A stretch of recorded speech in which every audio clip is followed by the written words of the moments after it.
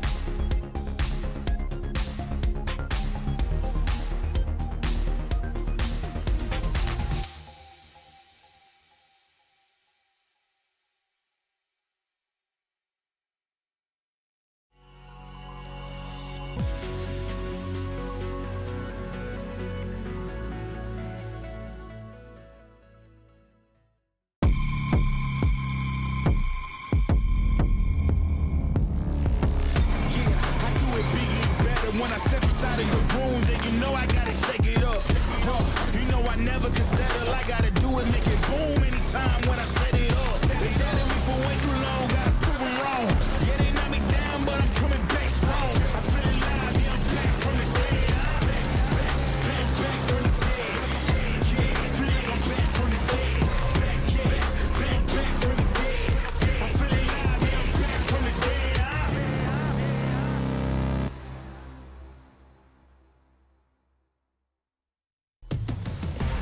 ALGS is back indeed, and so are we. The last time you saw us, we were in Paris, and the last time you saw Brav, I mean, my goodness, Miss Man last split was doing so great, and now here again in match day 4. I'm so excited to have you and Vicky alongside with me, guys. Welcome back to the show. We want to jump right into it because, yes, we have been having a fast, scintillating start to what a split can look like in Apex. 9 match days in 3 weeks are upcoming, and we are on match day 4, Vicky, with the standings as we see them on your screen. The fact that we are already 30% through Split 2 Pro League Rain Day, it is a speed run in the making, and already a lot of these teams are feeling the heat. I love it too, Bra, because you see that there's a lot of old names like Alliance, but there's also some new names here in the Bandits and ZIPLINE and TLNP who are climbing the top of EMEA. Yeah, for me, the big thing is that gap that you just saw between 4th and 5th place. The fact that there's already a 10-point gap here in EMEA is quite a big story, and one of the ones, of course, to talk about is going to be ZIPLINE Mafia. I mean, I love the vibes this team has. You've seen that they've been landing in Georgia, the country, not the state, by the way. And just like the big distinction. You saw the, I mean, look at the post-game interview they had. Like, the vibes were so strong in this crew. I think, like, if you think about Alonzi and Priyaniki, they kind of wanted to break up already week 1 last split. This split, it's a very different story, Rain. Yeah, I love Excuse too. I think this is a really amazing player, and I feel like the way that he shows up, and when you continue to see this, if it shows up at LAN again, this is going to be a very strong team. But Vicky, the question is consistency. When they get to top 10s, I mean, there's no doubt that they can get into a top 5, but can they keep this up?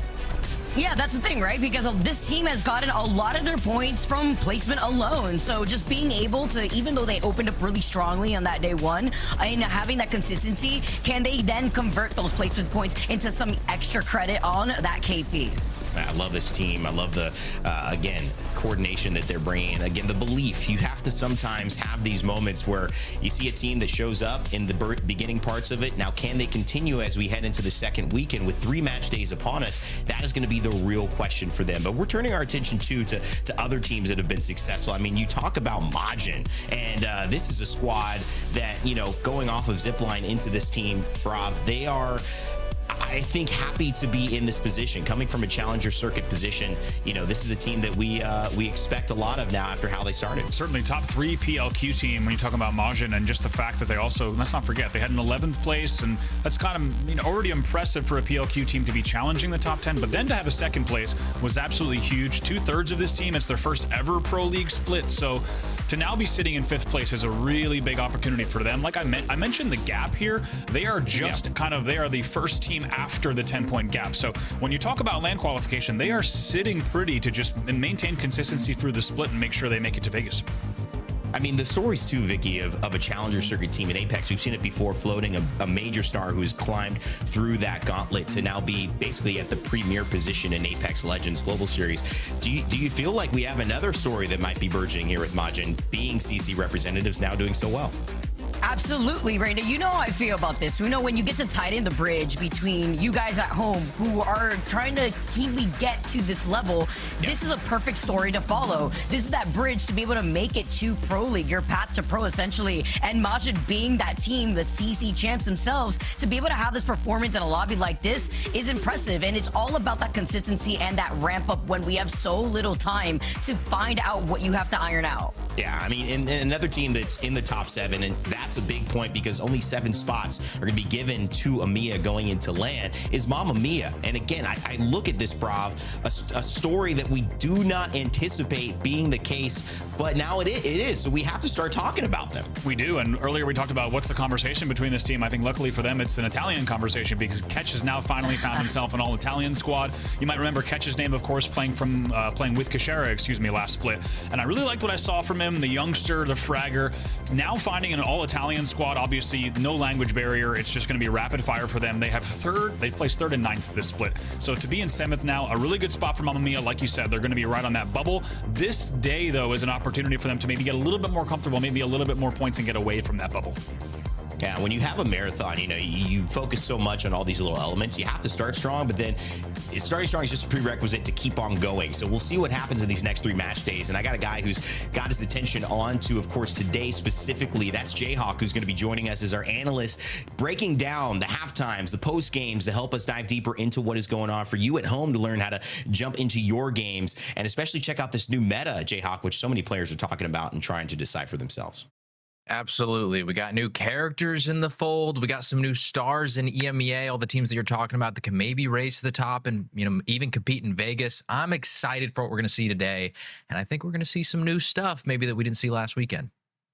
I mean, let's talk a little bit about this patch as well. And Jay, give us your thoughts. I know you and Brav had a conversation, but this is unusual for Apex. And I think it's because they see that there's an important element to Axel in the, I think the public discourse around the game, but also that does give them an opportunity to buff Bloodhound, nerf Seer as well pretty quickly.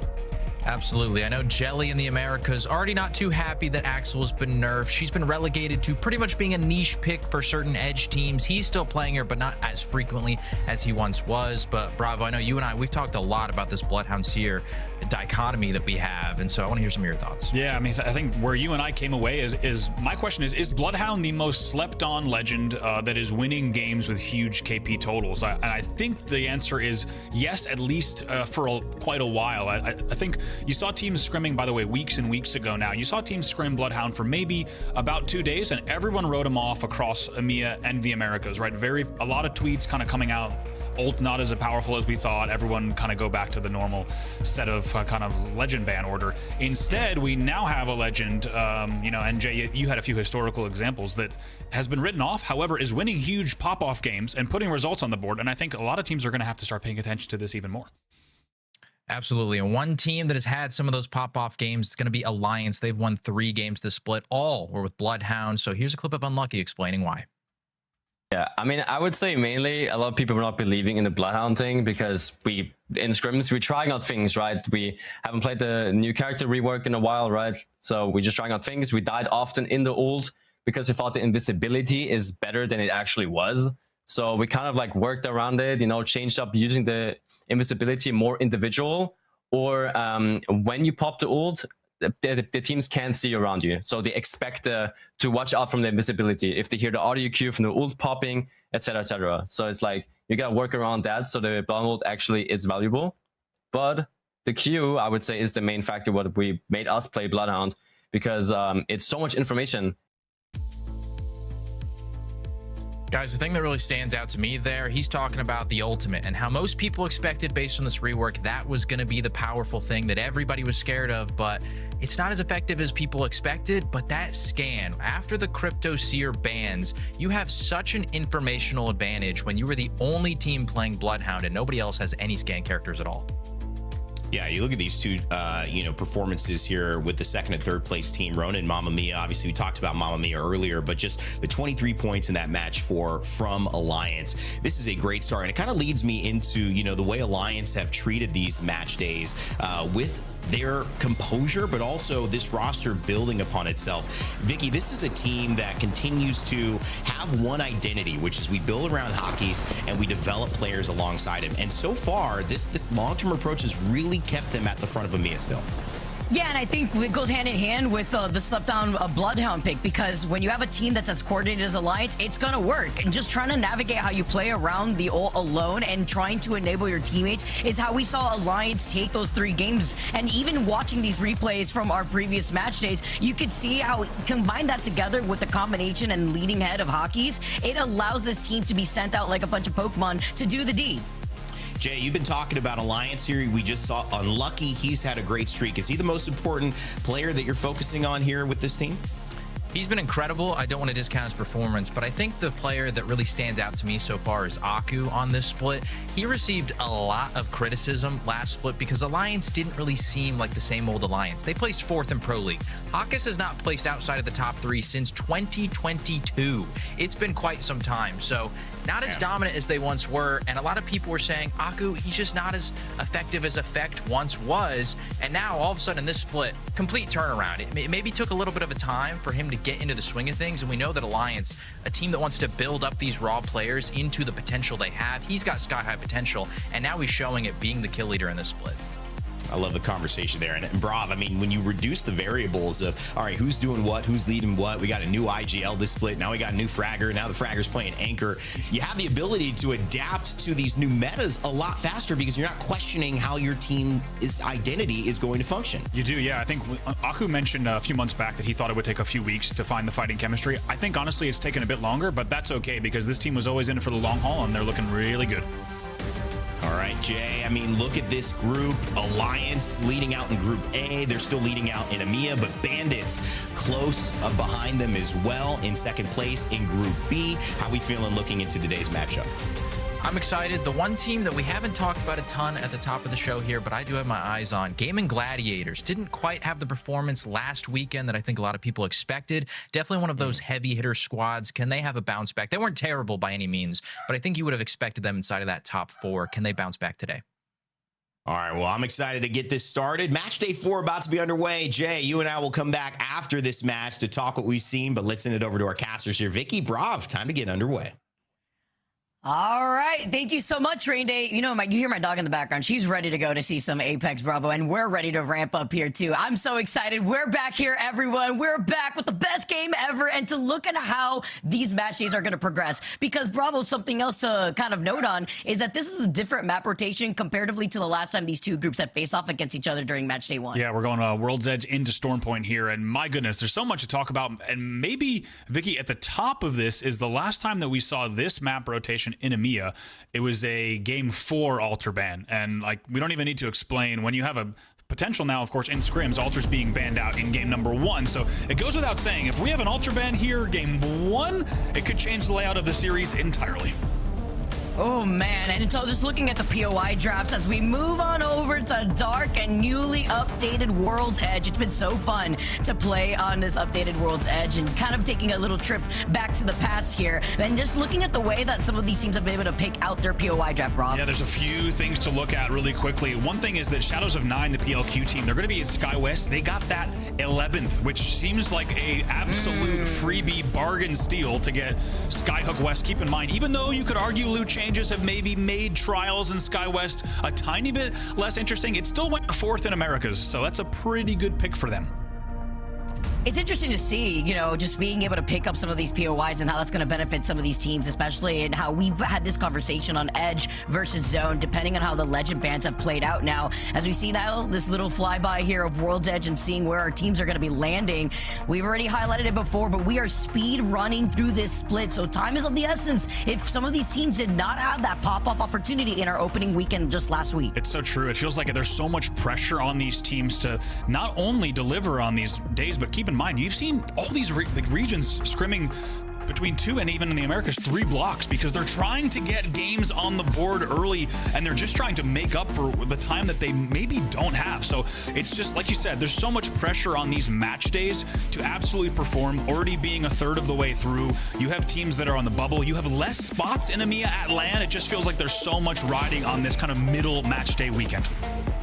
It's just so insane. I mean, you literally have 7 spots, right? And one of those spots is from our regional qualifier. So it's just seeing how that's going to play out is going to be insane as we take a look at one of our teams that we've also been looking at as a quick fight already out of the gate. You talk about the change up in pacing and how some teams may start playing a little desperate. We already see Zone Intolerant picking up a pick. By the way, Zone Intolerant, your Sky East team, of course, decides to contest off the rip. And if you were wondering if EMEA would have any surprises, here we go. Just looking for fights early on, Yushako and the crew. You'd love to see how already we're going to get aggressive here when it comes to some of these skyhook zones here too, and just how way a lot of these teams are going to be able to take advantage of that. Zone Intolerant being one of them. Pinging.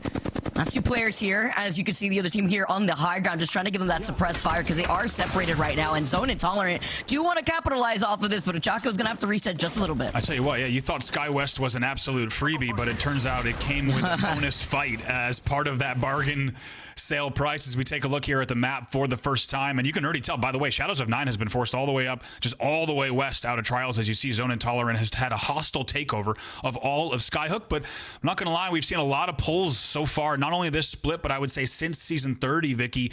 We're going to head right around towards the northeast of the map.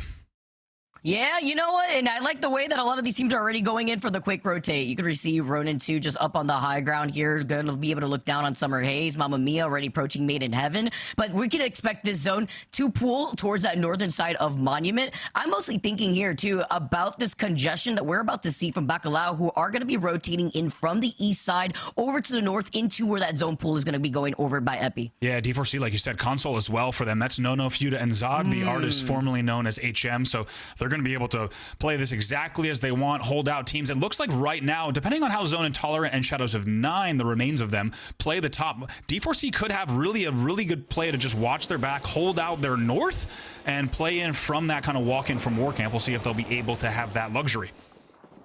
Majin flying in, though, already. Landing right next to this other team, Black Venom and company here. Now going to be able to contest with the Alter TP. And just being able to bunker down, but I also find it so risky. And you know that everybody's going to be playing crypto. You're running in with the Caustic to be able to bunker down. And not so many Valkyries you've been seeing after the nerfs, as we see Take Flight living up to the name, being able to take onto the high ground this time around just before they start rotating in from south side of the map. A little bit isolated here because they are chasing right behind bandits, but it's the priority of that beacon so that way they can get the information. Exactly, yeah, and that's going to be Take Flight coming in from Dome, and they do well to just make sure to send bandits, as you say, all the way to kind of those classic northern buildings just above stacks, and they'll need to slowly make their way up, but they will kind of be mirroring each other all the way up without a doubt. Ooh. Infinite. Ready losing out on 1, losing out on Shield 2, but at least they still have their crypto player. EMP now ringing out to apply some of the extra pressure. This is going to be that pileup that I'm a little worried about, too, because guess who's going to be right behind them eventually with all the alters in this lobby? It's GaiminGladiators. They lose out on 1 officially, and here's GaiminGladiators now approaching after getting that finishing blow. Tony Cloud's still left, but it's been non-stop action thus far, Bravo. Yeah, like you said, this was always going to be a crunchy part of the map when you look at this zone pool. Keep in mind, everywhere that these two teams are in will not be in the next ring, so will be Blast just going ahead, taking the Nexus back to safety for a moment, but it's going to be crunchy here as everyone tries to get in through Monument for sure. Oh my goodness. Not gonna be a bag of chips that I would like to feast on as Infinite are eliminated. They're gonna have to consider something differently here with 19 squads left. Even though we've been seeing a lot of action, we did see a res from the first team that we saw getting torn apart by Sky East. Shadows of 9 now looking to see if they could recalibrate, but now Alliance 2 also involved in a fight over here on the western side of the map. Yeah, this is Alliance coming up from Thermal. They've already made their way all the way here to Mirage, and like you said, it's the remains of Shadows of 9 that they find. Just trying to figure out how they can piece this game back together. Aku with the P20s. We've already seen him putting on a show, but he'll go down. Ooh. That is not what I like to see here, too. The slowdown, as well as Unlucky now is moving up, is going to be forced to put in the catwall just so that way they can have the insurance policy and trying to get this res. Because Shadow of 9, I do believe this is a duel because one of their players is on the north side still by trials. This was just for the res that Alliance wanted to actually punish on. Yeah, you don't expect... Aku will get up, by the way. It's big reset there, and Shadows of 9 will not be able to collapse there. It's a big catwall from who else but Unlucky. Just knows exactly what he needed to do, and they're going to absolutely yeet themselves out of here. They want no more of this fight. It was a brief momentary 2v2, but it's a nice safe reset from Alliance. For now as well. And while we do get to see a lot of this early action, let's bring in Jayhawk for a quick hit on how we've been seeing a little bit of Caustic this game. Hey Hey guys, I do want to point out in this lobby, we have 3 Caustics currently. DN, REDRAGON, and Majin all running this character, something that we have not really seen in a lot of our other regions, especially Americas. Teams starting to realize it's maybe not the greatest pick in these crypto seer lobbies, Brav. I know that we've been talking a lot about this week. It's an interesting selection, to say the least. Oh man, I mean the fact that like he even called it out, we were mentioning it a little bit too, Bravo, but the fact that you are brave enough to run Caustic when you know that Crypto is going to be the most picked legend in these first games is a little risky, as we know that the EMP does delete those Caustic traps, and with Alter 2 being in play, it's going to be a lot harder to hold down a building. It really is, and it's interesting that EMEA is sticking with this. If you look at other map rotations as well, there's been games where there's been 4 Caustics in opening game 1s as well, whereas in the Americas you have 0 Caustic picks essentially in your game 1s due to exactly what you and Jade both said. It's not only in a seer lobby, but a crypto seer lobby, as Mios still continued trouble for not only Shadows of 9, but it will still be trouble from Zone Intolerant, just gatekeeping them out of Skyhook. I got whiplash just watching that too, man. That Nemesis is just so strong. It's insane. He couldn't even take his own portal right through the rock, man, just to reposition. But you know what? This is the congestion point that we were also talking about with the pileup that we're currently seeing. I'm more so impressed to see how many teams are still struggling to find themselves into that next zone. You see the evac towers getting called in, but also so many other teams that are still playing on the edge of that ring. Yeah, just based on this, of course, you see just how much of the, or I should say, how the bottom of Monument not in here. Everyone expecting this to probably pull just a little bit Monument north off of Epi, and everyone trying to cozy in and tuck into where they need. It does mean that the hold that we talked about up north from D4C, you could see they were hoping for that at War Camp. Of course, they're not going to have this ring console as they would have gotten the first one from that exact console, but they're realizing that they're going to need to move. They won't be able to just simply hold their back and have the walk-in from War Camp. They're going to need to join the party down south as well. Oh, man. I mean, just looking at the way that some of these rotates are going to be done here, too. I mean, Alliance will be able to have that ring console survey beginning if they haven't hit the big mod already, since they were fighting in Mirage Etoile for quite some time. Take Flyte, though, being one of the teams and the only team, I believe, with the Valkyrie, will be able to take way more of their time. But then you currently see D4C moving on from that northern side, from the camp that you were just mentioning, into that next zone where that pileup is. It's very risky to try to find a spot so late in this rotation when you know there's so many teams that are already sharing so much of these buildings, as EMP for EMP rings out like a bunch of fireworks, as Katy Perry would love. And here, let's see if Mamma Mia can capitalize. I think you and I were thinking the same thing. It's like, D4C was thinking of a very, maybe hold the height in Epi, but instead they just height all the way in, and now they are absolutely feeling it. No will go down. They need to reset here.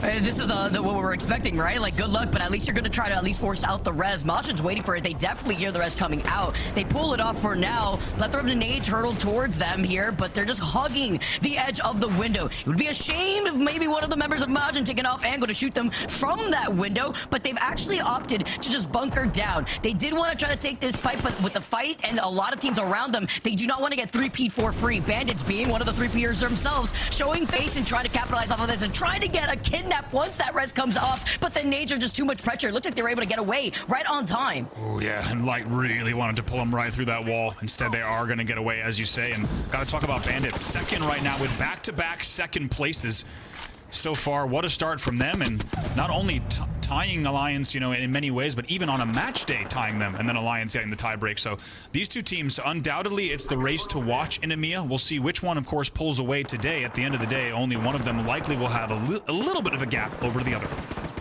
It's insane. Like with 19 cryptos, you have 18 altars. You're seeing so many members in the feed go down, yet no squad has been wiped, -1. As we get to see Alliance now, Aku literally one-shot himself, is just going to try to back away. They see him, though, and now it's going to force him to call in the Nexus portal just so that way he could reset. We should mention here, as we said, we started to talk about legend counts. It is, as you just alluded to, it's Crypto at 19, Altar at 18. So with the Crypto ban game 1, it does mean we could see an extended Altar series yet again, because let's not forget, then we get into Seer Watson bans. So we could see Altar sticking around this series as ZIPLINE MAFIA is going to fly in. Yeah, Babylon's also going to be able to pick up Pirates. That's going to be our second squad out, but now Excuse going down. ZIPLINE MAFIA, a team that we were highlighting in our pre-show, though, are dancing around the portals. Which one is it going to be? It's like watching whack-a-mole. They jump weak Q, they take his shoes, and ZIPLINE MAFIA are the next to go. Left that guy on bricks quite literally, but now Ronin are looking for their own reset. By the way, it's also crazy to see that we see Mad Maggie this early on too, right? We see Arctic actually on that Mad Maggie pick, which kind of goes hand in hand. It's like, good luck if you are on that Caustic. I mean, good luck even trying to breathe and maintain that room. But look at this zone pool. Are you serious? Absolutely diabolical here. And I'll tell you what, it feels like it's a diabolical season. Season 30 has just been hard pulling all sorts of stuff. We've been talking about other World's Edge pulls as well. I think a lot of pro players talking about how a lot of older zones are in here. And I tell you what, anyone who's made the bet on the buildings is going to be feeling good. But this is going to be, of course, just essentially just off of a tracks pull. And teams that have made the monument bet, you think about Majin, you think about D4C, you think about 3 men, they're going to be happy, but they're going to have a battle between kind of that station outpost that's just kind of to the north, as everyone's going to try to have the best walk-in that they can, but not a lot of playable space when you talk about 17 teams still left in this lobby. Oh, dude, it's gonna literally be a bloodbath. As you can already see, the kill feed lighting up now. Zico being on the Seer is gonna be able to get that scan. Stun doesn't last as long here, but after them able to find guts, now they're gonna be able to try to push into 3P inside of this building. They're gonna have the exhibition, but trying to call out to see whether it is worth using it or not. With teams now flying overhead, they want to be able to open up that Nexus portal, just get the reset here instead, because now after seeing how this ring pool could be, Shadows of 9 being a team that, by the way, lost out on their teammate rather early, are fragging out and trying to clear this entire west side of the zone, which would actually allow them to have the best walk up if they clear their backs. Yeah, it's against all adversity earlier. The car of Mios trying to connect, not sure if he's able to get through on the altar queue, so instead it's going to be quite a messy fight here as teams just try to fight for the tracks. And Zico, Seer Q is going to come out, trying to win this one, should be able to, and yes, they will take Flyte. 15 squads remain.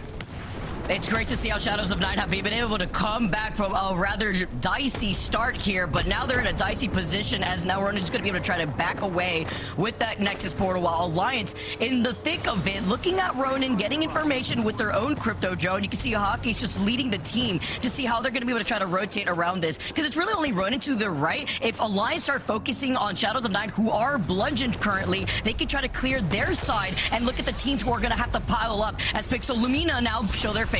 Yeah, Pixel Lumina is just north. This is the team I was talking about that was always going to come down from this station up against Shadows of 9. As Zambari tries to here reset just for a second. Ring around the rosy though. Take it slow.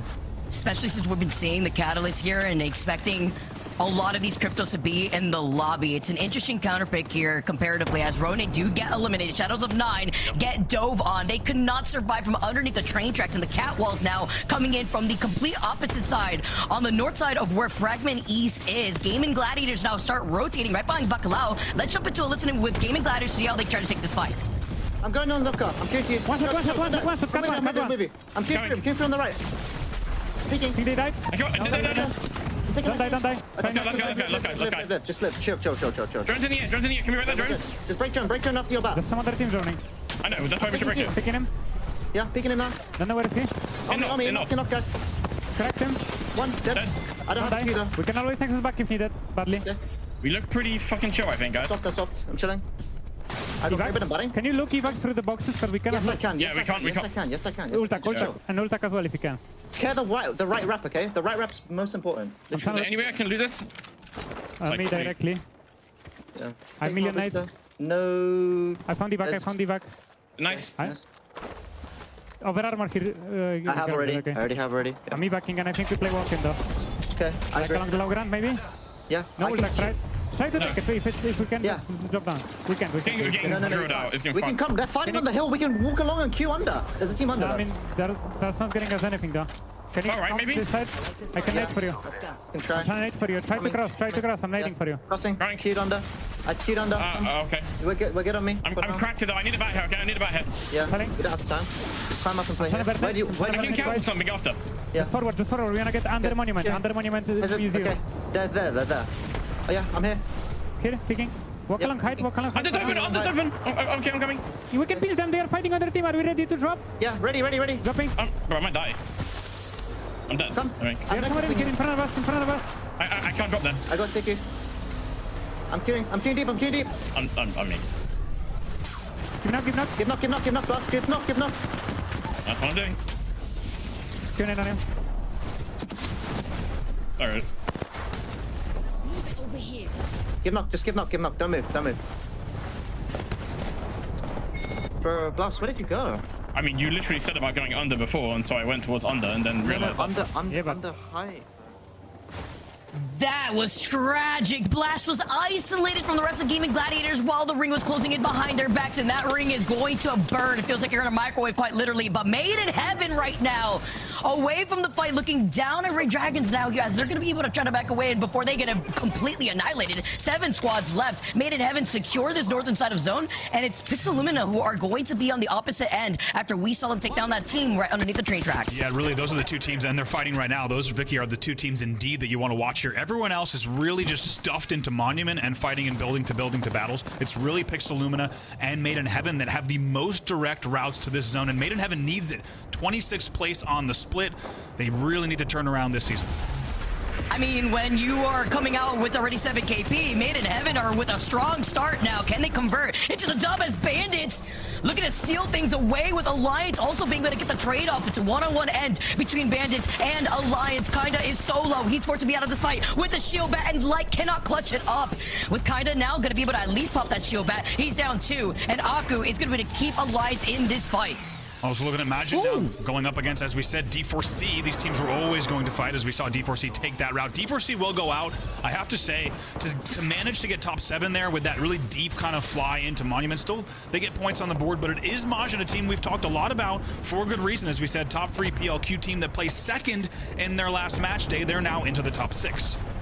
This is the team that we were saying that is in the top 5 in the overall standings thus far, as Bandits do get eliminated. EMEA looking to keep on with the pressure, and Made in Heaven, we were just talking about this team. Look at this KP that they're running away with, but this is going to be hard to try to find their angle. They're just waiting for these teams to try to collapse on one another first. They do not want to involve themselves when they do not themselves have a building. Unlucky's still fragging out, by the way, and still claiming heads in the kill feed. And right now, Alliance essentially has the entire south, all that, and the wall's going to give them even more space to be able to make this little micro rotate as well. And right now, as we get into our top 4, Majin will be eliminated. And now, as we said, Alliance really with the team that has the most space in this lobby, as we see Made in Heaven, Pixel Lumina, as well as Summer Haze going up against one another.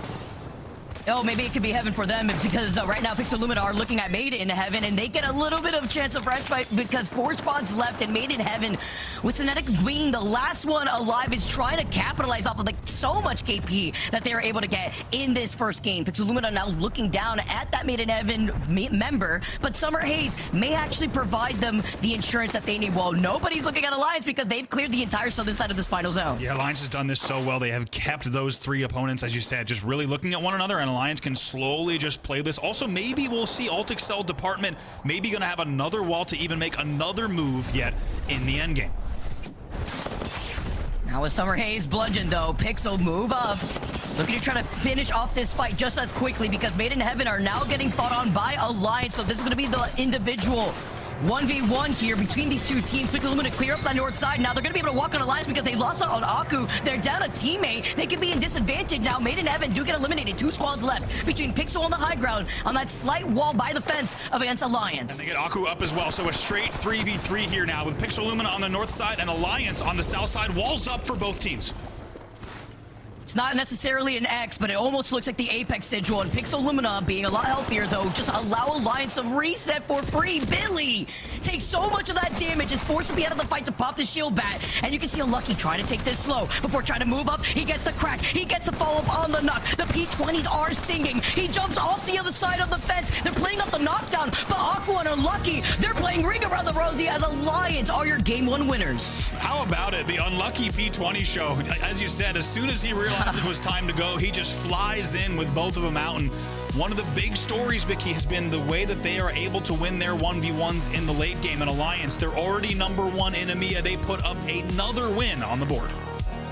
It's great to also see the usage of Catalyst even in that late game. Something that you and I, Bravo, were talking a lot leading up to this week was Catalyst versus Crypto, as we were theory crafting a lot on how some of these teams want to take a much more controlled legend that won't get easily countered by Crypto in an end zone like that. Imagine, right? I mean, you didn't have the EMPs ring out, but you had the double wall coming in. Even after Alliance were forced to use theirs a lot earlier than the former, you were still able to get Aku up, as you mentioned, which was so important to allow a full reset, which is something that you know that the team is going to look back on if you're Pixel Lumina to try to make sure that you could capitalize off of that situation. Yeah, for real. I mean, just a huge play from them to have, like you said, you saw what Cat offered them time and time again, and to be honest, it's been more of a trend in the Americas to see that Game 1 Cat. It's been a little bit less frequent in EMEA, but it's Alliance this time. Let's not forget, when they were playing game 1 and game 2 last match day. They were on Axel on match day 2. So just being able to play exactly what they need to, bringing different comps into the series, but this time they played it so well. It's a 25-point opening game for Alliance. Ooh, that's a huge big kahuna one to drop for our first game on World's Edge. Also highlighting their smart rotations, but with a nice big breakdown. I know somebody watching in the background, 2 of our favorite members in the broadcast, Rain Day and Jayhawk. Thank you, Vicky, and bravo. Yeah, let's talk about it, Jay, because, you know, that was a showdown between Pixel Lumina and Alliance. Alliance got the better end of it with the Crypto, the Altar, and the Catalyst, and they just dominated that entire lobby. 25 points to kick off game 1. Something just feels right, Rain, because World's Edge is back, and we saw Alliance back at Thermal Station. Obviously, years ago, they maybe lost the deed to it on land to Designful, but he's retired, and we're still in Pro League, and so Thermal Station is once again their home, Rain, and dude, what a game. They played that perfectly from the south side. The one thing I know that they really talk about is that when they're playing Edge, it's not to get kills, it's to fight for power positions, and they did that perfectly in that end game. One of the things I love about Alliance, again, I kind of mentioned, I'll mention it again as my theme. I think this is a team that's building now, and you know, where you water, things grow, plants grow, you know, and I feel like they've just consistently said, we're going to go with this roster. Aku is performing really well, 5 kills, but Unlucky may be the star of that one as well, because, you know, he's the guy that Jay, when he is playing really well, it's an engine for this team. Absolutely. I feel like he sort of represents this new age of the anchor that we're in. We're seeing a lot of other players, Jen Burton being a huge example, Zainu, Cole in the Americas, Sykes over for Team Liquid. All of these new age anchor players that can put out huge damage despite playing a character like Catalyst that maybe isn't as aggressive as someone like Alter is. So it just shows that there's these players who are incredibly flexible, and despite the limitations their character might provide, they can still dominate like Unlucky did. In my opinion, hands-free, Catalyst is really good for people who like to frag, even though they play that kind of back-end role on Apex, because you don't have to be placing fences. You're not so worried about all of your defensive utility. You throw your wall and you're just like, let me go do what I do. And you can see with the P20s, I mean, he was feeling it. He was ready to go. And this is just I think this was a confidence issue as well. Alliance knew whoever that 3 was, they're going to be better in a team fight. So they just pushed, and it turned out to be the case. But another team, man, how do you feel about Made in Heaven? They were the second most points in this lobby. It's a pretty good start. This is actually a really huge performance for Made in Heaven. The first 2 match days, they did not do that well. They placed 17th on day 1, I think with 18 points total, and then day 3, they had only 23 points total. Now in this first game, 18 to start off. They've been needing a bounce back. We were only through 2 match days, so we don't want to overreact, but this was definitely a team that we expected to be on that land stage in Vegas. They made it to the finals lobby in Paris, so you wouldn't think that all of a sudden they just completely collapsed like they had the first 2 match days. I'm thinking they might be back. Eyes towards games 2. Anything you're looking out for, Jayhawk? Can Alliance keep it going? Because like I talked about at the start of the show, last split, a lot of critiques about Alliance. They placed 4th, and there was a bit of a gap between them and the top 3. They look to be back to their old selves, and I don't think we're going to see Bloodhound in this game, but game 3, do they pull it out? I love it. Thanks, Jay. Let's get it back to Vicky and Bravo. Can Alliance keep it going after the game 1 win?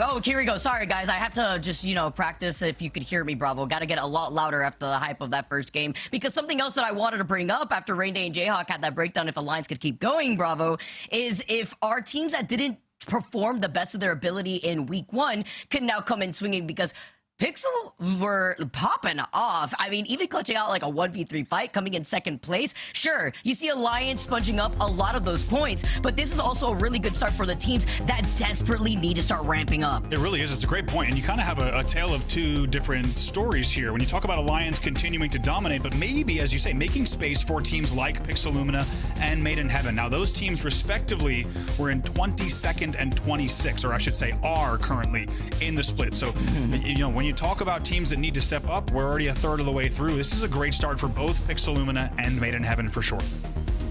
I'm wondering now, too, obviously, we're going to be seeing the crypto going away. We already highlighted the legend pick rates in our first game, but with 18 alters in the mix and moving right back over into Spooky World's Edge, we'll probably be seeing a lot more of that chaos play out. But we also saw very high octane action from the very beginning, Bravo, that I think is going to persist in the beginning part of this match, too. I think so, too, and it's only going to get crazier if you ask me as well, because like the Death just talked about, the fact that we could see, keep in mind, Bloodhound in the Americas is typically a Game 6 pick once everything has kind of been fully banned through. In EMEA, as Jay pointed out, often we're seeing not only in match days but also scrims Bloodhound come in as early as Game 3, so that's just going to keep things really interesting as well. And as we said, it is a crypto ban, which means we can assume it's probably going to be a pretty seer-heavy lobby here, and we could see alters sticking around for quite some time. Yeah, you talk about how the legend bans have been playing out too, even from match day 1 to match day 2. It's just been that crypto show, right? And we've been seeing so much of the seers coming in for that second game. I'm expecting the same thing here, especially with so many teams that are going to be able to coexist on a map like World's Edge when it comes to some of these end zones. But can we talk about that pool? I mean, a lot of these teams not really expecting that after they have already convoluted themselves into a lot of these buildings to coexist. But just already looking at Pixel, this is a team that I really wanted to highlight. Sure, they didn't take the winners of match day 1, or rather match 1, but they were able to get that second place finish, and the survivability of this squad was out here. It really was, and I think there's two quick things to note on Pixel Lumina while we load into this lobby is, first of all, they picked Countdown. They picked it 8th, which is very early. Heavy prio on Countdown. I think Jayhawk's words were it's cheeks in terms of the POI priority here normally. It's 17th in the Americas. It was picked even later at playoffs as as an average. So, but the reason I bring up Countdown is they play from Countdown into the station, kind of on the tracks, you know, just below War Camp, just below Sky East, and most specifically they hold out everyone from that area, and as we saw, they also took down Shadows of 9. So the way that they were to hold the entire western side, Vicky, was such a huge part of the way they were able to get all these points on the board. Yeah, that's why we were talking about Shadows of 9, like making the fact that they had reset from a very rough start, because Zone Intolerant contested them since they land Sky East, and we saw that early POI contest from Shadows of 9, how they were able to try to clear that entire western side because it would benefit the squad that had to rotate into a zone pool like that. Pixel then capitalize off of it.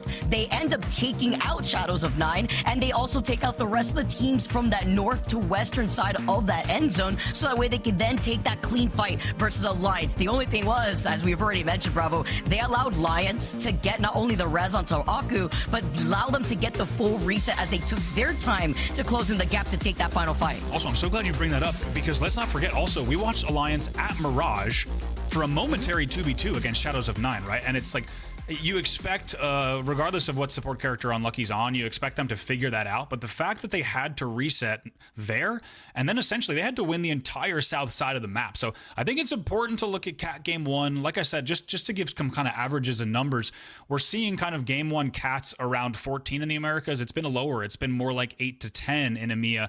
And when you're talking about a seer lobby, especially a crypto seer lobby, you see the value. Look at our match we just saw there. First and second place going to run the Cat in the mix. And I think it just shows you, when you're a team like Alliance coming from thermal and you need to be able to not just get to zone, but maybe reset, as we saw, twice minimum before endgame, it's just a really big factor, and they're making it work here for sure. Yeah, and if they're not bunkered down, even if the EMP doesn't get rid of the Cat barricaded walls, it does get rid of the spikes. It's just being able to find your way into that next zone, utilizing the walls to allow you to get those resets that we saw plenty of times from Alliance, and how some of these end zone pools that have been catching a lot of these teams off guard are going to be able to capitalize and force themselves into a way better spot, especially going down the legend bans. Yeah, especially, that's a great point, because I think we've been talking a lot about, you could argue that there was a point at Split 1 where everyone started to say, wait, old zones are coming back across all maps, what's going on? And it feels like that's extended now into the new World's Edge as well. It's a great point. Think about the sorting to harvester pull that we saw last week. I think having a cat wall to all of a sudden be able to pivot is just going to continue to be a big factor here. Now, let's keep in mind, because of the crypto ban and now all the seers in the lobby, it'll be interesting to see exactly what the makeup is here. But as we said, you'll have another alter game on World's Edge. Yeah, we get to see how a lot of these teams get to try to force out a lot of these kidnaps, but also being able to play as aggressively as we saw at the very beginning of that first game. And as you already mentioned, Bravo, we're expecting it to just keep rolling on as we're waiting to get into our second game. Everybody, once again, for those of you guys just tuning in, we got 2 more World's Edge before transitioning into Storm Point. And don't forget to collect your Twitch drops. For those of you guys watching, make sure you hit the icon on the top of your Twitch screen because you guys could collect your Sushi Nessie gun charm. On top of that, you also get an Apex pack just by watching the ALGS. You love to see some good Twitch drops out here for our Pro League, and you can expect many more to come in the future. I think also we got to talk about just the fact that the fighting prowess of Alliance in that last game that we just saw too, Vicky. I think like everyone knows how talented this team is, and I think one thing that we were talking about leading up to this match day is this now maybe Alliance reaching like final form, not just best in EMEA form, but maybe even kind of the team that will be by the time we get to Vegas ready to challenge. I mean, got to take a look at this fight here. This is when Aku goes down early, as we saw, but actually we're jumping around here through a few different fights and just moments through this game. But I mean, keep an eye on the P20s of both Aku and Unlucky. There's a reason that these guns are appearing not only second in the overall leaderboards. There was a day in EMEA where there were only 2 more Prowler kills than P20 kills. So that just tells you how devastating these things are right now. That's actually crazy. I love the P20s. It just makes you feel so strong too. But you know what I also really want to highlight is in that final fight, the way that Unlucky makes the decision to push. It wasn't off of a cracked shield, by the way. It was his positioning, and when he saw he still had high ground and he had pressure, he felt that he had the ability to cross that gap, get the glide on top of the fence, close in that gap, and then highlight the fact that he was playing so aggressive when the rest of his team was able to double swing onto the left side of the fence for him to then wrap on the right side of the single member that was trying to hold back Unlucky. A lot of these micro plays that build into the bigger picture to how Alliance makes their decision making and how Hockey's commands his troops to be able to convert these games into a win. Once again, we are moving on to game number 2, right back over onto World's Edge, and we will be seeing Storm Point a lot later on for games 4 through 6. That's right, and we'll see if Alliance can do it from Thermal again. By the way, they get Thermal 18th, so just going to be very happy with the fact that they can take their time from down low. And also want to mention Jayhawk with some really good comms coming in over Discord. He's listening to Made in Heaven and mentioned that fighting Alliance in that final battle was just super difficult because Aku and Unlucky both running P20s. Both of them will have the stray speed so much faster, and also a corrupted mag on Aku. So just kind of showing that like when you're going up against that with a team that already has the type of fighting prowess and the ability to split and reset the way that they need to, plus the P20s and corrupted mag, that starts to paint the story, Vicky, of what Made in Heaven was going up against. Oh, heck no. I mean, that's what's so scary about this team, honestly. Alliance are going to be able to split their loot over here by Thermal. And already with our Game 1 winners, we're getting to see how they're going to be able to convert into this rotation into the next zone. They have that survey beacon here after they split drop 2, so they're going to be able to get a good amount of loot. Per my experience playing a World's Edge, I always feel like, where did all the loot go? Like, where is it? It's not here anymore. And I kind of get like that meme where I'm like, where is everybody? I mean, I think everyone's feeling that way right now, especially zone teams this split. They're finding out the hard way.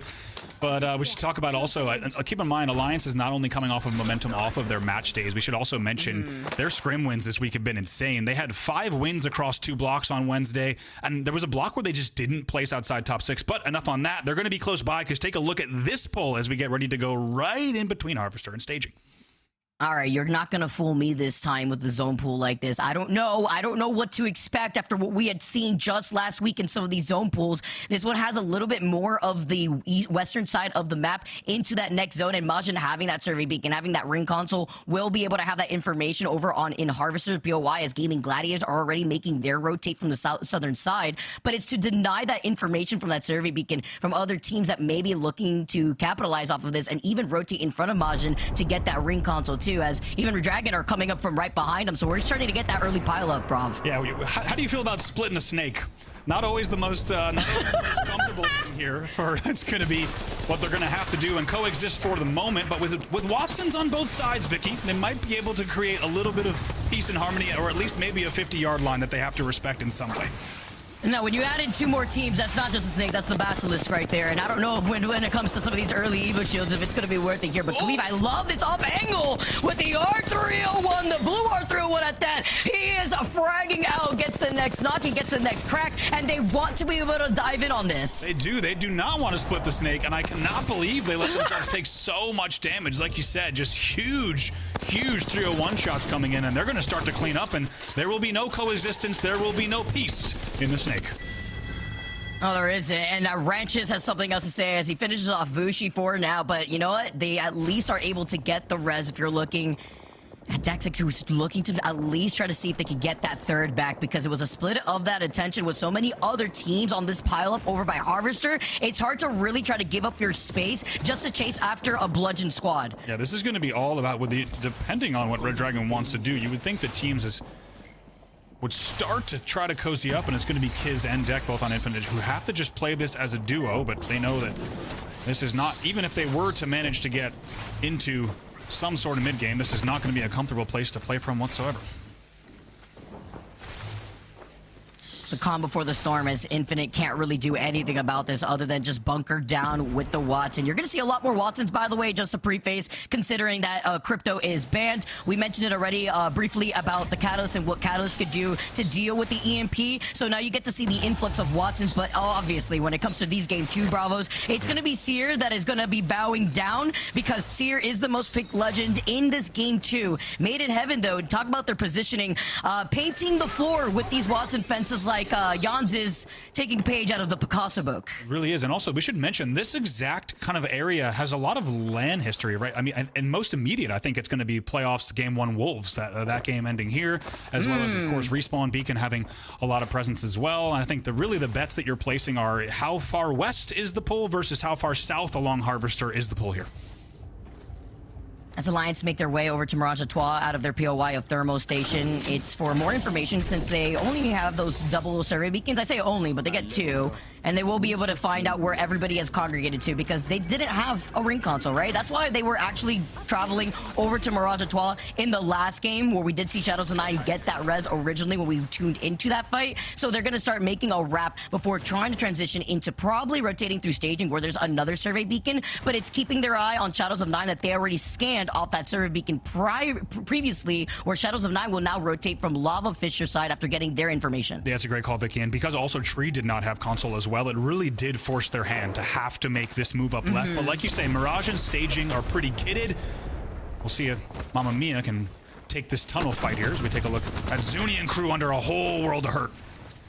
Here we go again. Arcatch eating up the nades. They hear the res. 1, 2, 3. Sends them out. Do any hit? Nice big one. It's going to be 54 for the crack, 63 for the health. They see the res. Catch needs some help, though. He swings back in, but he sees the 3-man, and they fully dive in on him. They're so low. They do get the crack. Hopefully his team, as they're hiding inside this building, could capitalize, so they're not going to capitalize. This reset's going to go out for free. I mean, then it makes you wonder, what are we doing here, being so far out from the rest of your team? Yeah, I mean, typically, as you say, even on an altar, you expect the play to be fairly straightforward, or at least pretty measured. In the end, Zuni, Tax, and Calamity will get the better of that one, and we're way over here at Geyser, and to be honest, I had to kind of shake my head and check for a second, but yes, there is indeed a battle happening at this stage at Geyser. I think ZIPLINE's thinking about it, but to be honest, they're not postured fully, as you could already tell by weak Q. They're not actually postured comfortably for this fight against Ronin, so I wouldn't be surprised if they gatekeep for a second, but maybe dip right out. Oh yeah, you see Alliance also just backing away after Hawkeys gets knocked.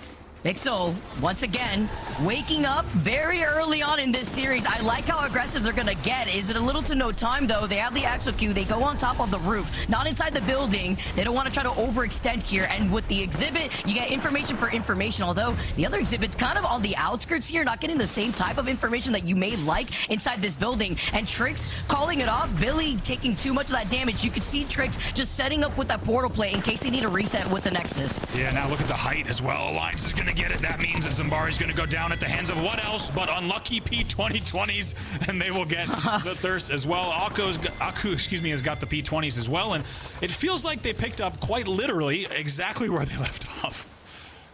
Dude, the double P20s, and there's like tricks. This is what I was wondering here. If you were able to at least take the portal elixir if you had it already, or at least try to set it up, and with 23%, they had used it just previously, so they could not reset or get their team back together. We're seeing kind of these scattered fights, honestly, even back towards Mamma Mia, where we saw Catch out of position to try to make a play happen, but he was by himself. Seemed like a lot of these teams may have most of these communication issues playing out this early into the series. By the way, I should mention Pixel was the countdown team once again.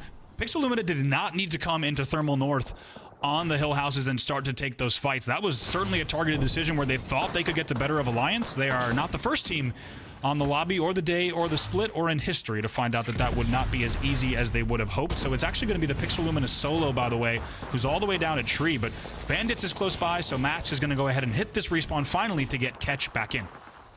There's a reason why Hockey's always gets thermal station, right? You know how many times we've seen people try to chow lines for something like that? There's a reason why they've been hanging out in the POI forever, but at least we get to bring Catch right back after that slight misplay that we tuned into over by the choke that exits out of the tunnel side.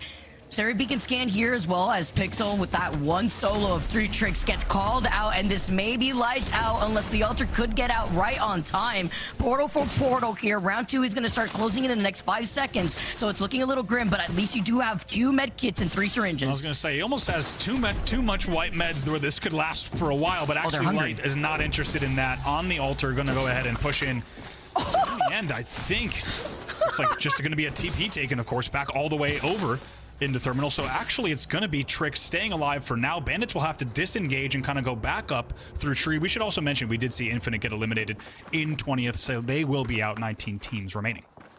Infinite having a really rough start already after 2 games ago. They have like the double bagel working out for them. Literally 0 points. And right now with so many of these other teams now trying to slow down their pacing after a very whiplashy start. You see Zone Intolerant. They call out the fact that there was a team right there inside the tunnel considering that we have the Seer in play. And they try to triple swing. Nice off-angle positioning though from the rest of the members of Zone Intolerant. And it's going to be this engagement coming out of this tunnel specifically where you're going to have so many other teams like D4C, Zone Intolerant, try to engage on this, but ZIPLINE Mafia do hear this fight. Yeah, ZIPLINE wants to get involved for sure, but as you see, Zone Intolerant going to try to at least pinch from the south side here, and like you said, D4C is going to be the team that's right at the bottom of that choke. Nono's going to be the first one to get that first knock on Guts, and it's an uncomfortable position here for Ushako and Zone Intolerant. We've seen it time and time again. Here comes the pressure from D4C.